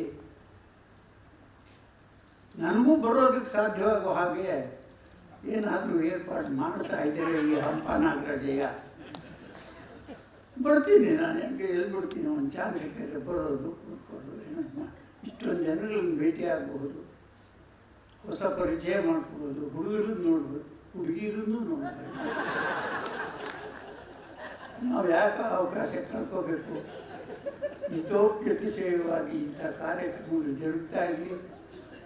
ಸಮಾಜಮುಖಿ, ನಿಜಕ್ಕೂ ಕೂಡ ಸಮಾಜಮುಖಿ ಆಗಬೇಕಾದರೆ ಇಂತಹ ಪ್ರತಿಕ್ರಿಯೆಗಳನ್ನೆಲ್ಲನೂ ಸೃಷ್ಟಿಸಬೇಕಾದಂಥ ಕೆಲಸನೂ ಇರುತ್ತೆ. ಈ ರೀತಿಯ ಒಂದು ಪ್ರಜ್ಞೆಯನ್ನು ಮೂಡಿಸ್ಬೇಕಾದಂಥ ಕೆಲಸ ಇರುತ್ತೆ. ಸಿದ್ಧಾಂತದ ನಂಬಿಕೆ ಇಲ್ಲದೆ ಇರತಕ್ಕಂಥ ಅವ್ರ ಸಾಹಿತ್ಯ ರಚಿಸ್ಕೊಂಡು ಇರಲಿ, ಪಾಪ ಅವ್ರಿಗೂ ಏನಾದರೂ ಕೆಲಸ ಇರಬೇಕಲ್ಲ. ಅವ್ರು ಸಿದ್ಧಾಂತ ಬೇಡ ಅಂಥೇಳಿ ಮಸಾಲೆ ಮಾತ್ರ ತುರುಕ್ತಾರೆ ಕಾದಂಬರಿ. ನಮ್ಮ ಭೈರಪ್ಪ ಅವನು ನನಗಿಂತೂ 1 ವರ್ಷ ಸೀನಿಯರ್ ಅಷ್ಟೇ. ಒಂದು ಕಾಲದಲ್ಲಿ ಏನೋ ಬಾರೋ ಫ್ರೆಂಡ್ಸ್ ಆಗಿದ್ದರು. ಆಮೇಲೆ ಅವನು ನನಗೆ ಸಹಸ್ರನಾಮ ಬೈದು ನಾನು ಮಾತನಾಡ್ತಾ ಇದ್ದೆ ಒಂದ್ಸರಿ, ನೀನು ಎಷ್ಟು ಬೈದ್ರು ನಾನು ನಿನ್ನನ್ನು ಬೈತಾನೆ ಇರ್ತೀನಿ ಬಿಟ್ಟಲ್ಲ. ನಾನು ಒಂದ್ಸಲ ಹೇಳಿದ್ದೆ, ರವಿಕಾಂತೇಗೌಡರು ಆಯೋಜಿಸಿದಂಥ ಒಂದು ಸಭೆಯಲ್ಲೂ ಕೂಡ ಇದನ್ನು ಹೇಳ್ಬಿಟ್ಟಿದ್ದೆ. ನಾನು ಎಲ್ಲ ಕಡೆನೂ ಹೇಳ್ತೀನಿ, ಪಾಪ ಅದನ್ನು ಇದಾಗಬಾರ್ದು. ಈ ನಾವೆಲ್ ಬರೀತ ಅದ್ರಲ್ಲಿ ಎಷ್ಟು ಮಸಾಲೆ ಸೇರಿಸ್ತೀಯ, ಆ ಮಸಾಲೆ ಇಲ್ಲದೆ ಎಷ್ಟಪ್ಪ ಪುಸ್ತಕಗಳನ್ನು ಬರೆದಿದ್ಯಾ? ಸಿದ್ಧಾಂತ ಬೇಡ, ಇನ್ನೊಂದು ಬೇಡ, ಮತ್ತು ಇದೇ ಸಿದ್ಧಾಂತ ನಿಂದು. ಯಾನ ಅಂತ ಒಂದು ಕಾದಂಬರಿ ಇದೆ ಅವ್ರದ್ದು. ಅದರಲ್ಲಿ ಅದೇನು ಸೆಟ್ಲೈಟೋ ಪಟ್ಲೈಟೋ ಮಾಡ್ಕೊಂಡ್ಬಿಟ್ಟು ಇಂಡಿಯನ್ ಇನ್ಸ್ಟಿಟ್ಯೂಟ್ ಆಫ್ ಸೈನ್ಸ್ನಲ್ಲಿ 3 ತಿಂಗಳು ಇದ್ದು ಹೋಗ್ಬಿಟ್ಟು ಸರ್ವಜ್ಞಾನ ಆಗ್ಬಿಟ್ಟ ಇದ್ರ ಬಗ್ಗೆ, ಅಸ್ಟ್ರಾನಮಿ ಬಗ್ಗೆ. ಯಾನ ಕಳಿಸ್ಬಿಟ್ಟ, ಸೂರ್ಯನ ಹತ್ತಿರ ಹೊರಟೋಯ್ತು ಯಾನ. ಆ ಯಾನದಲ್ಲೂ ಏನಾಯಿತು ಅನ್ನೋದನ್ನು ಅವನು ಬಹಳ ರಂಜನೀಯವಾದಂಥ ರೀತಿಯಲ್ಲಿ ಚಿತ್ರಿಸಿದ. ಮಾಡಲಿ ಪಾಪ, ಅದು ಇಲ್ಲೇ ಪ್ರತಿಗಳಲ್ಲಿ ಖರ್ಚಾಗ್ತದೆ. ಅದಕ್ಕೆ ನಮ್ಮ ಪತ್ರಿಕೆಗೊಬ್ಬರು ಖಗೋಳಶಾಸ್ತ್ರಜ್ಞರು ಪ್ರತಿ ತಿಂಗಳು ಆಯಾ ತಿಂಗಳಲ್ಲಿ ನಡೆಯತಕ್ಕಂಥ ವಿದ್ಯಮಾನಗಳ ಬಗ್ಗೆ ಒಂದೊಂದು ಲೇಖನ ಬರೀತಾರೆ. ಆ ಯಾನ ಬಂದ ಮೇಲೆ ಆಕೆ, ಅವನು ನನ್ನ ಸ್ಟೂಡೆಂಟ್ ಆಗಿದ್ದವರೇನೆ, ಇಲ್ಲಿ ಡೈರೆಕ್ಟರ್ ಆಗಿದ್ದರು ಪ್ಲಾನೆಟೇರಿಯಂ. ಅವರೊಂದು ಶರ ಬರೆದಿದ್ದು, ಇವರು ಇಂಡಿಯನ್ ಇನ್ಸ್ಟಿಟ್ಯೂಟ್ ಆಫ್ ಸೈನ್ಸ್ನಲ್ಲಿ 3 ತಿಂಗಳಿದ್ದು ಎಲ್ಲ ಕಲಿತ್ಕೊಂಡ್ಬಂದು ಈ ನಾವೆಲ್ ಬರೆದಿದ್ದಾರೆ. ಯಾರ ಸೂರ್ಯನಿಗೆ ಇನ್ನೇನು ತಗಲೇ ಬಿಡುತ್ತೇನೋ ಅನ್ನೋಷ್ಟು ಹತ್ರಕ್ಕೆ ಹೋಗಬೇಕು ಅಂತೆಲ್ಲ ಬರೆದಿದ್ದಾರೆ. ಇವನಿಗೆ ಎಲಿಮೆಂಟ್ರಿ ಅಸ್ಟ್ರಾನಮಿನೂ ಗೊತ್ತಿಲ್ಲ, ರಂಜನೀಯವಾಗಿರಲಿ ಅಂತ ಏನೇನು ಬರೆದಿದ್ದಾರೆ. ಅಷ್ಟು ಹತ್ತಿರಕ್ಕೆ ಏನಾದರೂ ಈ ವೆಹಿಕಲ್ ಹೋದರೆ ಸಂಪೂರ್ಣ ಭಸ್ಮವಾಗಿ ಹೋಗ್ಬಿಡುತ್ತೆ, ಅದರಲ್ಲಿ ಲವ್ ಮಾಡೋದಕ್ಕೆ ಚಾನ್ಸೇ ಇರೋದಿಲ್ಲ ಅಂತ ಇನ್ನೂ ಗೊತ್ತಿಲ್ಲ ಅಂತೆಲ್ಲ ಹೇಳಿ. ಆ ರೀತಿ ಬರೋ ಸಾಹಿತ್ಯ ಬರ್ತಾನೆ ಇರುತ್ತೆ, ಅನೇಕ ಭಾಷೆಗಳಲ್ಲಿ ಬರುತ್ತೆ. ಅದಕ್ಕೆ ಬೇಕಾದಂಥ ಕಾರಣಗಳು 1000 ಇವೆ, ಅದನ್ನು ಹೇಳಕ್ಕೆ ಹೋಗೋದಿಲ್ಲ. ಸಮಾಜಮುಖಿ ಆಯೋಜನೆ ಮಾಡ್ತಕ್ಕಂಥ ಯಾವುದೇ ಕಾರ್ಯಕ್ರಮದಲ್ಲೂ ಕೂಡ ಅಂತಹ ಆಕಾಂಕ್ಷೆ ಇರೋದಿಲ್ಲ ಅನ್ನೋ ಆಸೆ ಇಟ್ಕೊಂಡು ನಾವೆಲ್ಲರೂ ಕೂಡ ಸಾಹಿತ್ಯ ಅಂತಂದರೆ ನಿಜವಾಗ್ಲೂ ಕೂಡ ಮೌಲಿಕವಾಗಿ ಅದು ಯಾವ ಮುಖ್ಯವಾದಂಥ ವಾಸ್ತುವನ್ನು ಚಿತ್ರಿಸಬೇಕು ಇತ್ಯಾದಿಗಳನ್ನೆಲ್ಲ ಗಮನದಲ್ಲಿ ಇಟ್ಕೊಂಡು ಚರ್ಚೆಗಳನ್ನು ಮುಂದುವರಿಸೋಣ. ಸಮಾಜಮುಖಿ ಪತ್ರಿಕೆಯ ಸಂಯೋಜಕರಿಗೆ ಹೃತ್ಪೂರ್ವಕವಾದ ವಂದನೆಗಳನ್ನು ಅರ್ಪಿಸ್ತೇನೆ. ಧನ್ಯವಾದಗಳು ಸರ್. ಸಮಾಜಮುಖಿ ಹೀಗೇನೆ ವರ್ಷ ಸಮ್ಮೇಳನಗಳನ್ನು ನಡೆಸ್ತಾನೆ ಇರುತ್ತೆ. ನಿಮ್ಮಂಥ ಯುವಕರು ಬರ್ತಾನೆ ಇರ್ತೀರಾ, ನಮ್ಮಂಥ ಹುಡುಗಿಯರು ಬರ್ತಾನೆ ಇರ್ತೀವಿ. ಯಾವುದೇ ಉತ್ಸವ ಆದರೂ ಒಂದು ಅಂತ್ಯಕ್ಕೆ ನಾವು ಬರಲೇಬೇಕು. ಇದು ಕೇವಲ 2 ದಿನಗಳ ಸಮಾವೇಶದ ಸಮ್ಮೇಳನದ ಅಂತ್ಯವಷ್ಟೇ. ಇದು ಹುಟ್ಟು ಹಾಕಿರುವ ಆಲೋಚನೆಗಳನ್ನು ನಾವು ಹಾಗೆ ನಮ್ಮ ತಲೆಯಲ್ಲಿ ಮುಂದುವರಿಸೋಣ ಅಂತ ಹೇಳ್ತಾ ನಿಮ್ಮೆಲ್ಲರಿಗೂ ವಂದನೆಗಳನ್ನು ಸಲ್ಲಿಸಬೇಕು ಅಂತ ಸಮಾಜಮುಖಿ ಬಳಗದ ಹಿರಿಯ ಸದಸ್ಯರಾದ ಶಶಿಧರ್ ಭಾರಿಘಾಟ್ ಅವರನ್ನು ಕೇಳ್ಕೊತೀನಿ. ಎಲ್ಲರಿಗೂ ನಮಸ್ಕಾರ. ಈ ವೇದಿಕೆ ಮೇಲೆ 5 ನಿಮಿಷ, 8 ನಿಮಿಷ, 10 ನಿಮಿಷ ಅಂತ ನಾವು ಸಮಯವನ್ನು ನಿಗದಿ ಮಾಡಿ ಕೆಲಸ ಮಾಡ್ತಾ ಇದ್ವಿ. ಆದರೆ ಈಗ ನಾನು ಸ್ವಲ್ಪ ಜಾಸ್ತಿ ಸಮಯನ ನಿಮ್ಮನ್ನು ಬೇಡ್ತಾ ಇದ್ದೀನಿ ಕೊಡಬೇಕು ಅಂತೇಳಿ. 5 ನಿಮಿಷದಲ್ಲಿ ಈ ವಂದನಾರ್ಪಣೆಯನ್ನು ನಾನು ಮುಗಿಸ್ಕೊಡ್ತೀನಿ. ಹೆಚ್ಚೊತ್ತು ನಿಮ್ಮ ಸಮಯ ತೆಗೆದುಕೊಳ್ಳೋದಿಲ್ಲ. ಎಲ್ಲ ಹಿರಿಯರಿಗೆ ಮತ್ತು ಗೆಳೆಯರಿಗೆ, ವೇದಿಕೆ ಮೇಲಿರೋ ಹಿರಿಯರಿಗೆ ನಾನು ನಮಸ್ಕಾರಗಳನ್ನು ಹೇಳ್ತಾ, ಒಂದು ಸಣ್ಣ ರಂಗ ಚಟುವಟಿಕೆ ಈ ಸಮಾವೇಶ ತನಕ ತಂದು ನಿಲ್ಲಿಸುತ್ತೆ ಅಂದರೆ ನಾವೆಲ್ಲ ಆಶ್ಚರ್ಯ ಪಡಬೇಕು. ಅದು ವಿಚಿತ್ರ ಆದರೂ ಅಥವಾ ಸತ್ಯ ಅಂತ ನಾವು ಒಪ್ಕೊಳ್ಳೇಬೇಕು. 87-88ರಲ್ಲಿ ನಾವು ಮಹಾರಾಜಾಸ್ ಕಾಲೇಜಲ್ಲಿ ಒಂದಷ್ಟು ಗೆಳೆಯರು ಸೇರಿ ನೆಳಲು ಬೆಳಕು ಏನು ಒಂದು ತಂಡ ಕಟ್ಟಿದ್ವಿ. ಆ ತಂಡದ ಮೂಲಕ ಇವತ್ತಿನವರೆಗೆ ನಾವೆಲ್ಲ ಒಟ್ಟಿಗೆ ಹೆಜ್ಜೆ ಹಾಕ್ತಾ ಸಮಾಜಮುಖಿ ಪತ್ರಿಕೆ ಆಗಿರ್ಬೋದು ಅಥವಾ ಬೇರೆ ಬೇರೆ ಚಟುವಟಿಕೆ ಆಗಿರ್ಬೋದು, ಅದು ಇವತ್ತು ಇಲ್ಲಿ ಈ ಸಮಾಜಮುಖಿ ಸಮ್ಮೇಳನಕ್ಕೆ ಬಂದು ನಿಂತಿದ್ವಿ. ಅಂದರೆ ನಾವು ನಂಬುವ ರಂಗಭೂಮಿಯ ಶಕ್ತಿಯ ಬಗ್ಗೆ ಮತ್ತಷ್ಟು ನಮಗೆ ನಂಬಿಕೆ ಹೆಚ್ಚಾಗ್ತಾ ಹೋಗುತ್ತೆ ಅನ್ನೋದನ್ನು ಹೇಳಲಿಕ್ಕೆ ನಾನಿಲ್ಲಿ ಇಷ್ಟಪಡ್ತೀನಿ. 2 ದಿನಗಳ ಈ ಸಮ್ಮೇಳನ ಆಗಬೇಕಾದ್ರೆ 3-3.5 ತಿಂಗಳಿಂದ ನಾವು ಒಂದಷ್ಟು ಕೆಲಸಗಳನ್ನೆಲ್ಲ ಶುರು ಹಚ್ಕೊಂಡ್ವಿ. ಸಾಮಾನ್ಯವಾಗಿ ನಾವೇನೋ ಯೋಚನೆ ಮಾಡೋಕ್ಕೆ ಹೋಗಲ್ಲ, ಏನೋ ಸುಮ್ಮನೆ ನಡೀತಿರುತ್ತೆ, ಕೆಲಸ ಮಾಡೋಣ ಅಂತ ಇರ್ತೀವಿ. ಇದಕ್ಕಿದ್ದಾಗೆ ಒಂದಿನ ನಾವು ವಿಚಾರ ಕ್ರಾಂತಿ ಹಗಲಿರುಳು ಅಥವಾ ಲೋಹಿಯಾ ಅಂಬೇಡ್ಕರ್ ಗಾಂಧಿ ಬಗ್ಗೆ ಒಂದು ಚರ್ಚೆ ನಡೀತಿತ್ತು. ಆ ಚರ್ಚೆ ಮುಗಿದಿದ್ದ ಹಾಗೇನೆ ಜಯರಾಮ್ ರಾಯ್ಪುರ್ ವೇದಿಕೆಯಿಂದ ಒಂದು ಘೋಷಣೆ ಕೊಟ್ಬಿಟ್ರು, ನಾವು ಸಮಾಜಮುಖಿ ಸಮ್ಮೇಳನ ಮಾಡ್ತಿದ್ದೀವಿ ಅಂತ. ನಾವೆಲ್ಲ ಸುಮ್ಮನೆ ಕಕಾಬಿಕ್ಕಿ ಆದ್ವಿ, ಏನಿದೆ ಸಮ್ಮೇಳನ ಅಂದರೆ, ಎಲ್ಲಿಂದ ಮಾಡ್ತಾರೆ, ಯಾಕೆ ಮಾಡ್ತಾರೆ, ಏನು ಅಂತ. ಆಮೇಲೆ ಸುಮ್ಮನೆ ಆಗ್ಬಿಟ್ವಿ ನಾವು. ಅವ್ರು ಹೇಳ್ತಿರ್ತಾರೆ, ಆಯಿತು ನೋಡೋಣ ಅಂತೇಳಿ. ಅದಾದಮೇಲೆ ಇನ್ಯಾವತ್ತೋ ದಿನ ನಾನು ಸ್ಕೌಟ್ ಕ್ಯಾಂಪಸ್ಗೆ ಹೋಗಿ ಜಾಗ ಎಲ್ಲ ನೋಡಿ ಬಂದ್ಬಿಟ್ಟಿದ್ದೀನಿ, ನಾವು ಅಲ್ಲಿ ಫಿಕ್ಸ್ ಮಾಡ್ಬೋಣ, ನವಂಬರ್ ಫಿಕ್ಸ್ ಮಾಡಿಬಿಟ್ಟಿದ್ದೀನಿ 8-9 ಅಂತ. ನಾವುಗಳು ಏನಿದು ನವಂಬರಲ್ಲಿ, ಜುಲೈಲಿ ಆ ಕತೆ ಹೇಳ್ಬಿಟ್ಟವರು, ನವಂಬರಲ್ಲಿ ಈ ಥರದ್ದೊಂದು ಸಮ್ಮೇಳನ ಮಾಡಬೇಕು ಅನ್ನುವಾಗ ಏನೆಲ್ಲ ಮಾಡೋಕ್ಕೆ ಸಾಧ್ಯ ಇದೆ.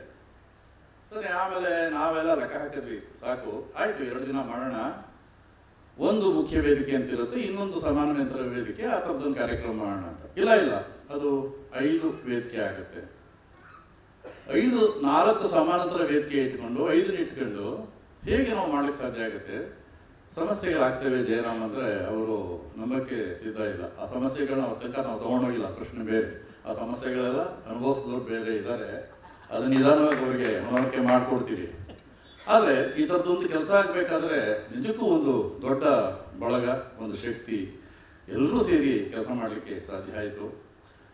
ಇಷ್ಟು ಗೋಷ್ಠಿಗಳು, 225-230ಕ್ಕೂ ಹೆಚ್ಚು ಜನ ಸಂಪನ್ಮೂಲ ವ್ಯಕ್ತಿಗಳನ್ನು, ತಜ್ಞರನ್ನು ಕರೆಸುವಂಥದ್ದು, ಸಮನ್ವಯಕಾರರನ್ನು ಒಲಿಸುವಂಥದ್ದು, ಸಮಯಕ್ಕೆ ಸರಿಯಾಗಿ ಅವರೆಲ್ಲ ಇಲ್ಲಿ ಬರುವಂಥದ್ದು, ಚಿತ್ರಕಲಾವಿದರನ್ನ ಸಂಘಟಿಸುವಂಥದ್ದು. ಅದ್ರ ಜೊತೆಗೆ ನಾವು ಇಲ್ಲಿ ಹೌದು, ಯಾರು ಬರ್ತಾರೆ ನಮಗೆ? ನಮ್ಮ ಡೆಲಿಗೇಟ್ಸ್. ನಾವು ಇಲ್ಲ, ಡೆಲಿಗೇಟ್ಸ್ ಆಗಬೇಕು, ಪಬ್ಲಿಕ್ ಬರಬೇಕು. ಆದರೆ ಒಂದು ಡೆಲಿಗೇಟ್ಸ್ ಆಗಿ ಬಂದರೆ ಅದಕ್ಕೆ ಒಂದು ಸಣ್ಣ ಜವಾಬ್ದಾರಿ ಅವ್ರದ್ದು ಇರುತ್ತೆ, ಅವ್ರಿಗಳಿಗೂ ಒಂದು ನಂಬಿಕೆ ಬರುತ್ತೆ ನಮ್ಗಳ ಮೇಲೆ. ನಾವೇನೋ ಸುಮ್ಮನೆ ಜಾತ್ರೆ ಥರ ಕೆಲಸ ಮಾಡ್ತಿಲ್ಲ ಅನ್ನೋ ಥರದಲ್ಲಿ ಅಂತ ಹೇಳಿದ್ರು.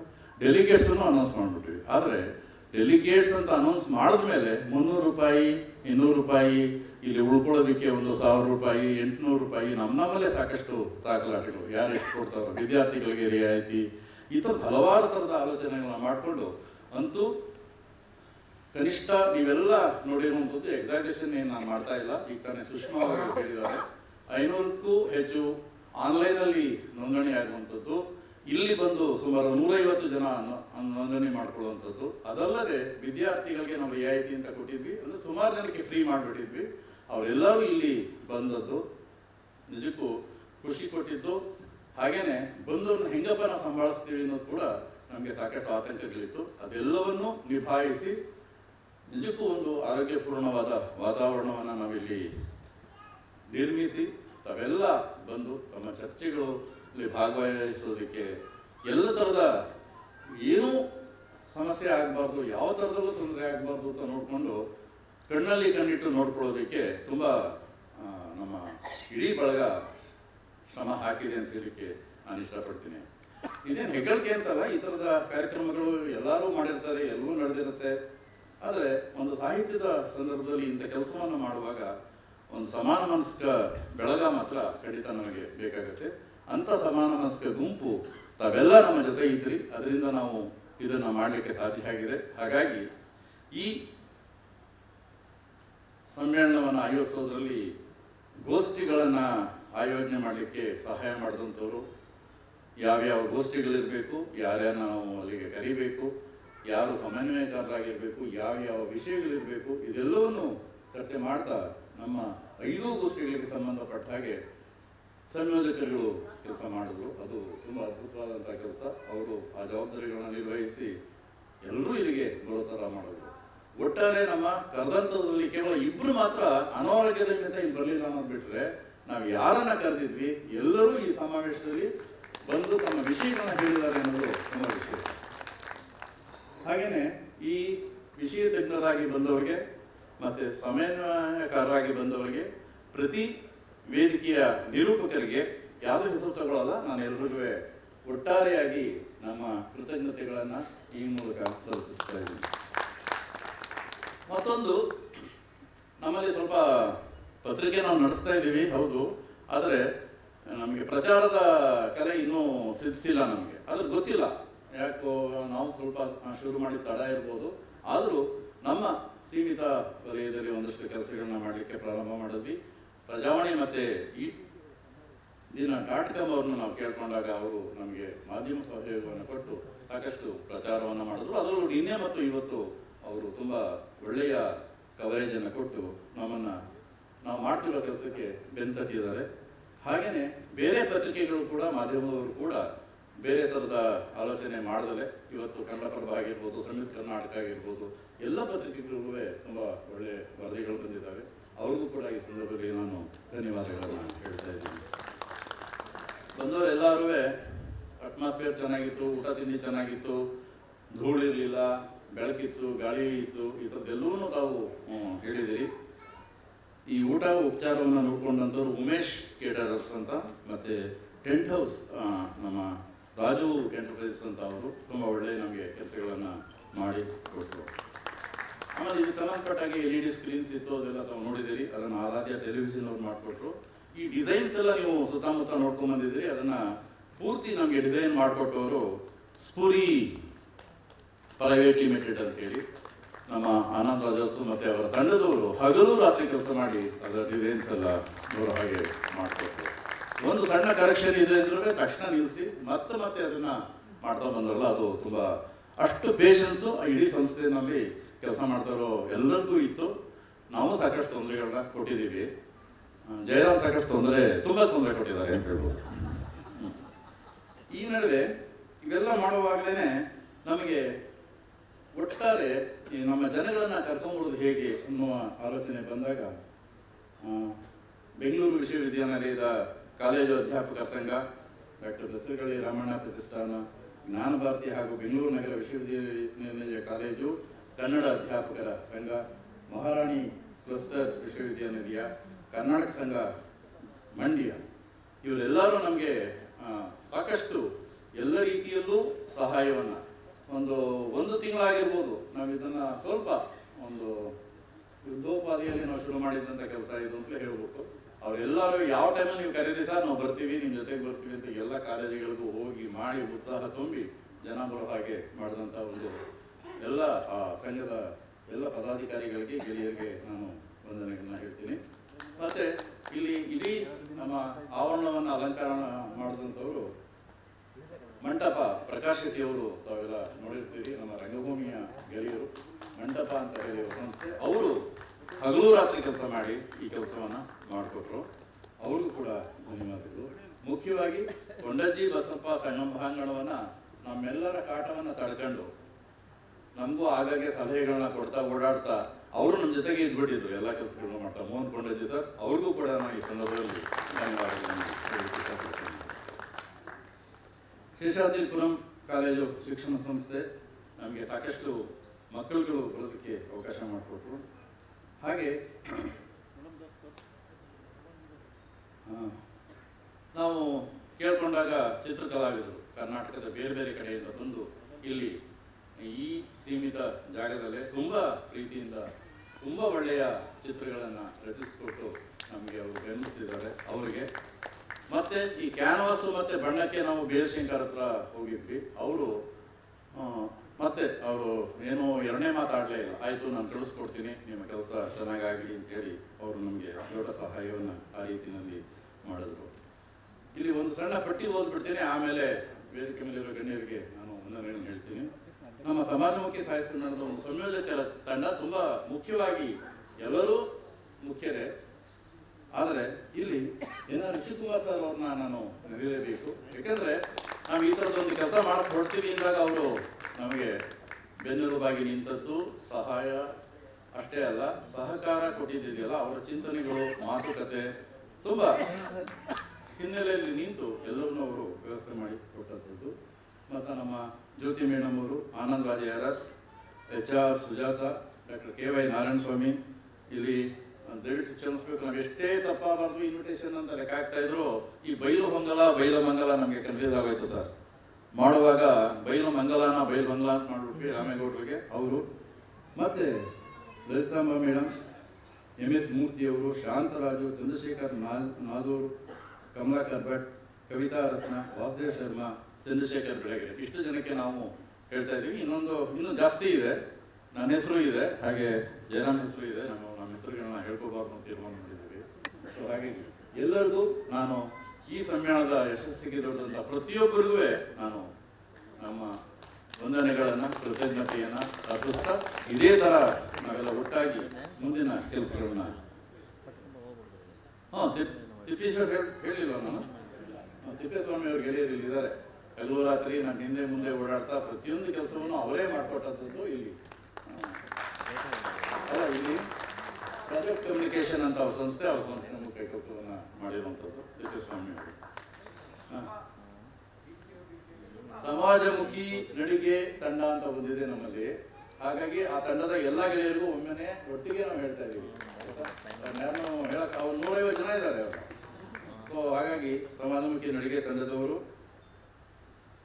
ಇಷ್ಟು ನಮ್ಮ ಒಟ್ಟು ಈ ಕೆಲಸಗಳಿಗೆ ಆಗೋದು ಥರ ಮಾಡಿದಂಥವ್ರು ಅವರೆಲ್ಲರಿಗೂ ಮತ್ತೊಮ್ಮೆ ನನ್ನ ಕೃತಜ್ಞತೆಗಳನ್ನು ಹೇಳ್ತಾ, ಈಗ ನಮ್ಮ ವೇದಿಕೆ ಮೇಲೆ ಈ ಸಮಾರಂಭವನ್ನು ಅಚ್ಚುಕಟ್ಟಾಗಿ ನಡೆಸ್ಕೊಟ್ಟು ಈ ಮಾಡಿದಂಥ ಕಾರ್ಯಕ್ರಮ ಎಷ್ಟು ಸೂಕ್ತವಾಗಿತ್ತು, ಚೆನ್ನಾಗಿತ್ತು, ವ್ಯವಸ್ಥಿತವಾಗಿತ್ತು, ಇದನ್ನು ಮುಂದುವರಿಸ್ಕೊಂಡು ಹೋಗಿ, ಅಷ್ಟೇ ಅಲ್ಲ ಇದನ್ನು ಇನ್ನೂ ಹೆಚ್ಚು ಅಚ್ಚುಕಟ್ಟಾಗಿ ಅರ್ಥಪೂರ್ಣವಾಗಿ ಇನ್ನೂ ಏನೆಲ್ಲ ಮಾಡಲಿಕ್ಕೆ ಅವಕಾಶ ಇದೆ ಅನ್ನೋದ್ರ ಬಗ್ಗೆ ಕೂಡ ಒಂದಷ್ಟು ತಿಳುವಳಿಕೆಗಳನ್ನು ನಮ್ಗೆ ಹೇಳ್ತಾ, ಇದು ಇವತ್ತಿಗೆ ಮುಗಿದು ಹೋಗಲ್ಲ, ಇದೊಂದಷ್ಟು ಚರ್ಚೆಗಳು ನಡೀತಾ ಇರುತ್ತೆ, ಒಂದಷ್ಟು ವಿಚಾರಗಳನ್ನ ನಾವು ಕೇಳ್ತಾ ಇರ್ತೀವಿ, ತಿಳ್ಕೊತಾ ಇರ್ತೀವಿ. ಮುಂದೆ ಈ ಥರದ್ದು ಏನಾದರೂ ಒಂದು ಅವಕಾಶ ನಾವು ಮತ್ತೆ ಕಲ್ಪಿಸ್ಕೊಳ್ತೀವಿ ಅನ್ನೋದಿದ್ರೆ ಅದಕ್ಕೆ ಮತ್ತೊಮ್ಮೆ ನಿಮ್ಮೆಲ್ಲರ ಸಹಕಾರವನ್ನು ಕೋರ್ತಾ, ಈಗ ವೇದಿಕೆ ಮೇಲಿರ್ತಕ್ಕಂಥ ಸನ್ಮಾನ್ಯ ಜಿ ರಾಮಕೃಷ್ಣ ಸರ್ ಅವ್ರಿಗೆ ಕರೆದೆ. ನಾನು ಯಾಕಪ್ಪ ಅಂದರು, ಇಲ್ಲ ಸರ್ ದಯವಿಟ್ಟು ಬನ್ನಿ, ನೀವು ಬರಬೇಕು ಅಂತ ಹೇಳಿ ಇವತ್ತಿನ ಸಮಾರಂಭಕ್ಕೆ ನಾವು ಆಹ್ವಾನಿಸಿದಾಗ ಅವರು ತುಂಬ ಪ್ರೀತಿಯಿಂದ ಒಪ್ಕೊಂಡ್ರು. ಆದರೆ 3 ನಿಮಿಷ ಮಾತಾಡಿ ಅಂತ ಖಂಡಿತ ನಾನು ಹೇಳಿಲ್ಲ ಸರ್. ಧನ್ಯವಾದಗಳು ಸರ್. ಮತ್ತೊಬ್ಬರು ಕರ್ನಾಟಕ ಸಂಘದ ಅಧ್ಯಕ್ಷರಾದ ಜಯಪ್ರಕಾಶ್ ಗೌಡ್ರು ನಮ್ಮ ಎಲ್ಲ ಕಾರ್ಯಕ್ರಮದ ಜೊತೆಗೆ ಅವರು ಕೈ ಜೋಡಿಸಿ ಪ್ರತಿ ಹಂತದಲ್ಲೂ ಒಟ್ಟಿಗೆ ಇರ್ತಾರೆ. ಒಂದು ರೀತಿ ಸಮಾಜಮುಖಿ ಬಳಕ ಮತ್ತು ಕರ್ನಾಟಕ ಸಂಘ ಒಟ್ಟೊಟ್ಟಾಗಿ ಕೆಲಸ ಮಾಡುತ್ತೆ ಅಂತ ಹೇಳಲಿಕ್ಕೆ ನಾನು ಇಷ್ಟಪಡ್ತೀನಿ. ಅವರಿಗೆ ಧನ್ಯವಾದಗಳು. ಮತ್ತು ರವಿಕಾಂತೇಗೌಡ ಸರ್ ಅವ್ರನ್ನ ನಾವು ನಮ್ಮ ಬಳಗದಲ್ಲೇ ಒಬ್ಬರಾಗಿದ್ದಾರೆ, ಅವರಿಗೆ ಕೂಡ ನಾನು ಆತ್ಮೀಯವಾಗಿ ವಂದನೆಯನ್ನು ಹೇಳ್ತೇನೆ. ಪೋಷಕರು ಮತ್ತು ಎಸ್ ಟಿ ಸಿದ್ದರಾಮಯ್ಯ ಸರ್ ಅವ್ರಿಗೂ ಕೂಡ ಧನ್ಯವಾದಗಳನ್ನು ಈ ಸಂದರ್ಭದಲ್ಲಿ ನಾನು ಅರ್ಪಿಸ್ತಾ ಇದ್ದೀನಿ. ಮತ್ತು ಮಾಲತಿ ಪಡ್ಸೋಟಿ ಮೇಡಮ್ ಅವರು ಟ್ರೈನ್ ಇಳಿದಾಗಲಿಂದ ಪಾಪ ಎಷ್ಟೆಲ್ಲ ಕಷ್ಟಗಳು ಅನುಭವಿಸಿದ್ರು, ಅವರನ್ನು ಅವರ ರೂಮ್ಗೆ ಸೇರಿಸೋದೇ ಒಂದು ದೊಡ್ಡ ಸಾಹಸ ಆಗೋಗಿತ್ತು ನಮಗೆ. ಆ ಥರದ ಒಂದು ಆದರೂ ತಾಯಿ ತಾಯಿನೇ ಅವರು ತಾಯಿ ಹೃದಯ ಅಂತ ಹೇಳಿದ್ರು ತಪ್ಪಾಗಿರ್ತದೆ. ಪಾಪ ತುಂಬ ಸಂಯಮದಿಂದ ಪ್ರೀತಿಯಿಂದ ಕಷ್ಟಗಳನ್ನೆಲ್ಲ ತಡ್ಕೊಂಡು ಇವತ್ತು 2 ದಿನ ನಮ್ಮ ಜೊತೆ ಇದ್ದು ಈ ಕಾರ್ಯಕ್ರಮ ನಡೆಸ್ಕೊಟ್ಟಿದ್ದಾರೆ. ಧನ್ಯವಾದಗಳು ಮಾಲತಿ ಪಾಟೀಲ್ ಶೆಟ್ಟಿ ಅವರಿಗೆ. ಮತ್ತು ಎಚ್ ಎಸ್ ಪುಷ್ಪ ಮೇಡಮ್ ಅವರು ಕೂಡ ಸೆಷನ್ನಲ್ಲೂ ಇದ್ದರು ಮತ್ತು ಇವತ್ತಿನ ವೇದಿಕೆ ಮೇಲೆ ಕೂಡ ಇದ್ದಾರೆ, ಅವ್ರಿಗೂ ಧನ್ಯವಾದಗಳು. ನಮ್ಮ ಬೆಂಗಳೂರು ನಗರ ಸಾಹಿತ್ಯ ಪರಿಷತ್ತಿನ ಅಧ್ಯಕ್ಷರಾದ ಪ್ರಕಾಶ್ ಮೂರ್ತಿ ಅವರು ಕೂಡ ನಾನು ಧನ್ಯವಾದಗಳನ್ನು ಕೊಡ್ತಾ ಇದ್ದೀನಿ. ಕೊನೆಯದಾಗಿ ಇದೆಲ್ಲ ಕಾರ್ಯಕ್ರಮಕ್ಕೂ ಒಂದು ರೀತಿ ಕಾರಣಕರ್ತರು ಆದಂಥ ಜಯರಾಮ್ ರಾಯ್ಪುರ್ ಅವರಿಗೆ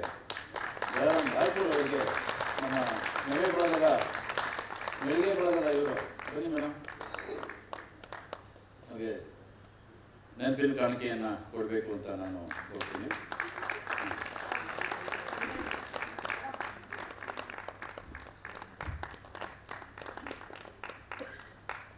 ಇಲ್ಲಿಗೆ ಇವತ್ತಿನ ಈ ಕಾರ್ಯಕ್ರಮವನ್ನು, ಈ ಸಮ್ಮೇಳನವನ್ನು ನಾವು ಮುಗಿಸ್ತಾ ಇದ್ದೀವಿ. ದಯಮಾಡಿ ಇಲ್ಲಿ ಹಿಂದಿ ಮತ್ತೆ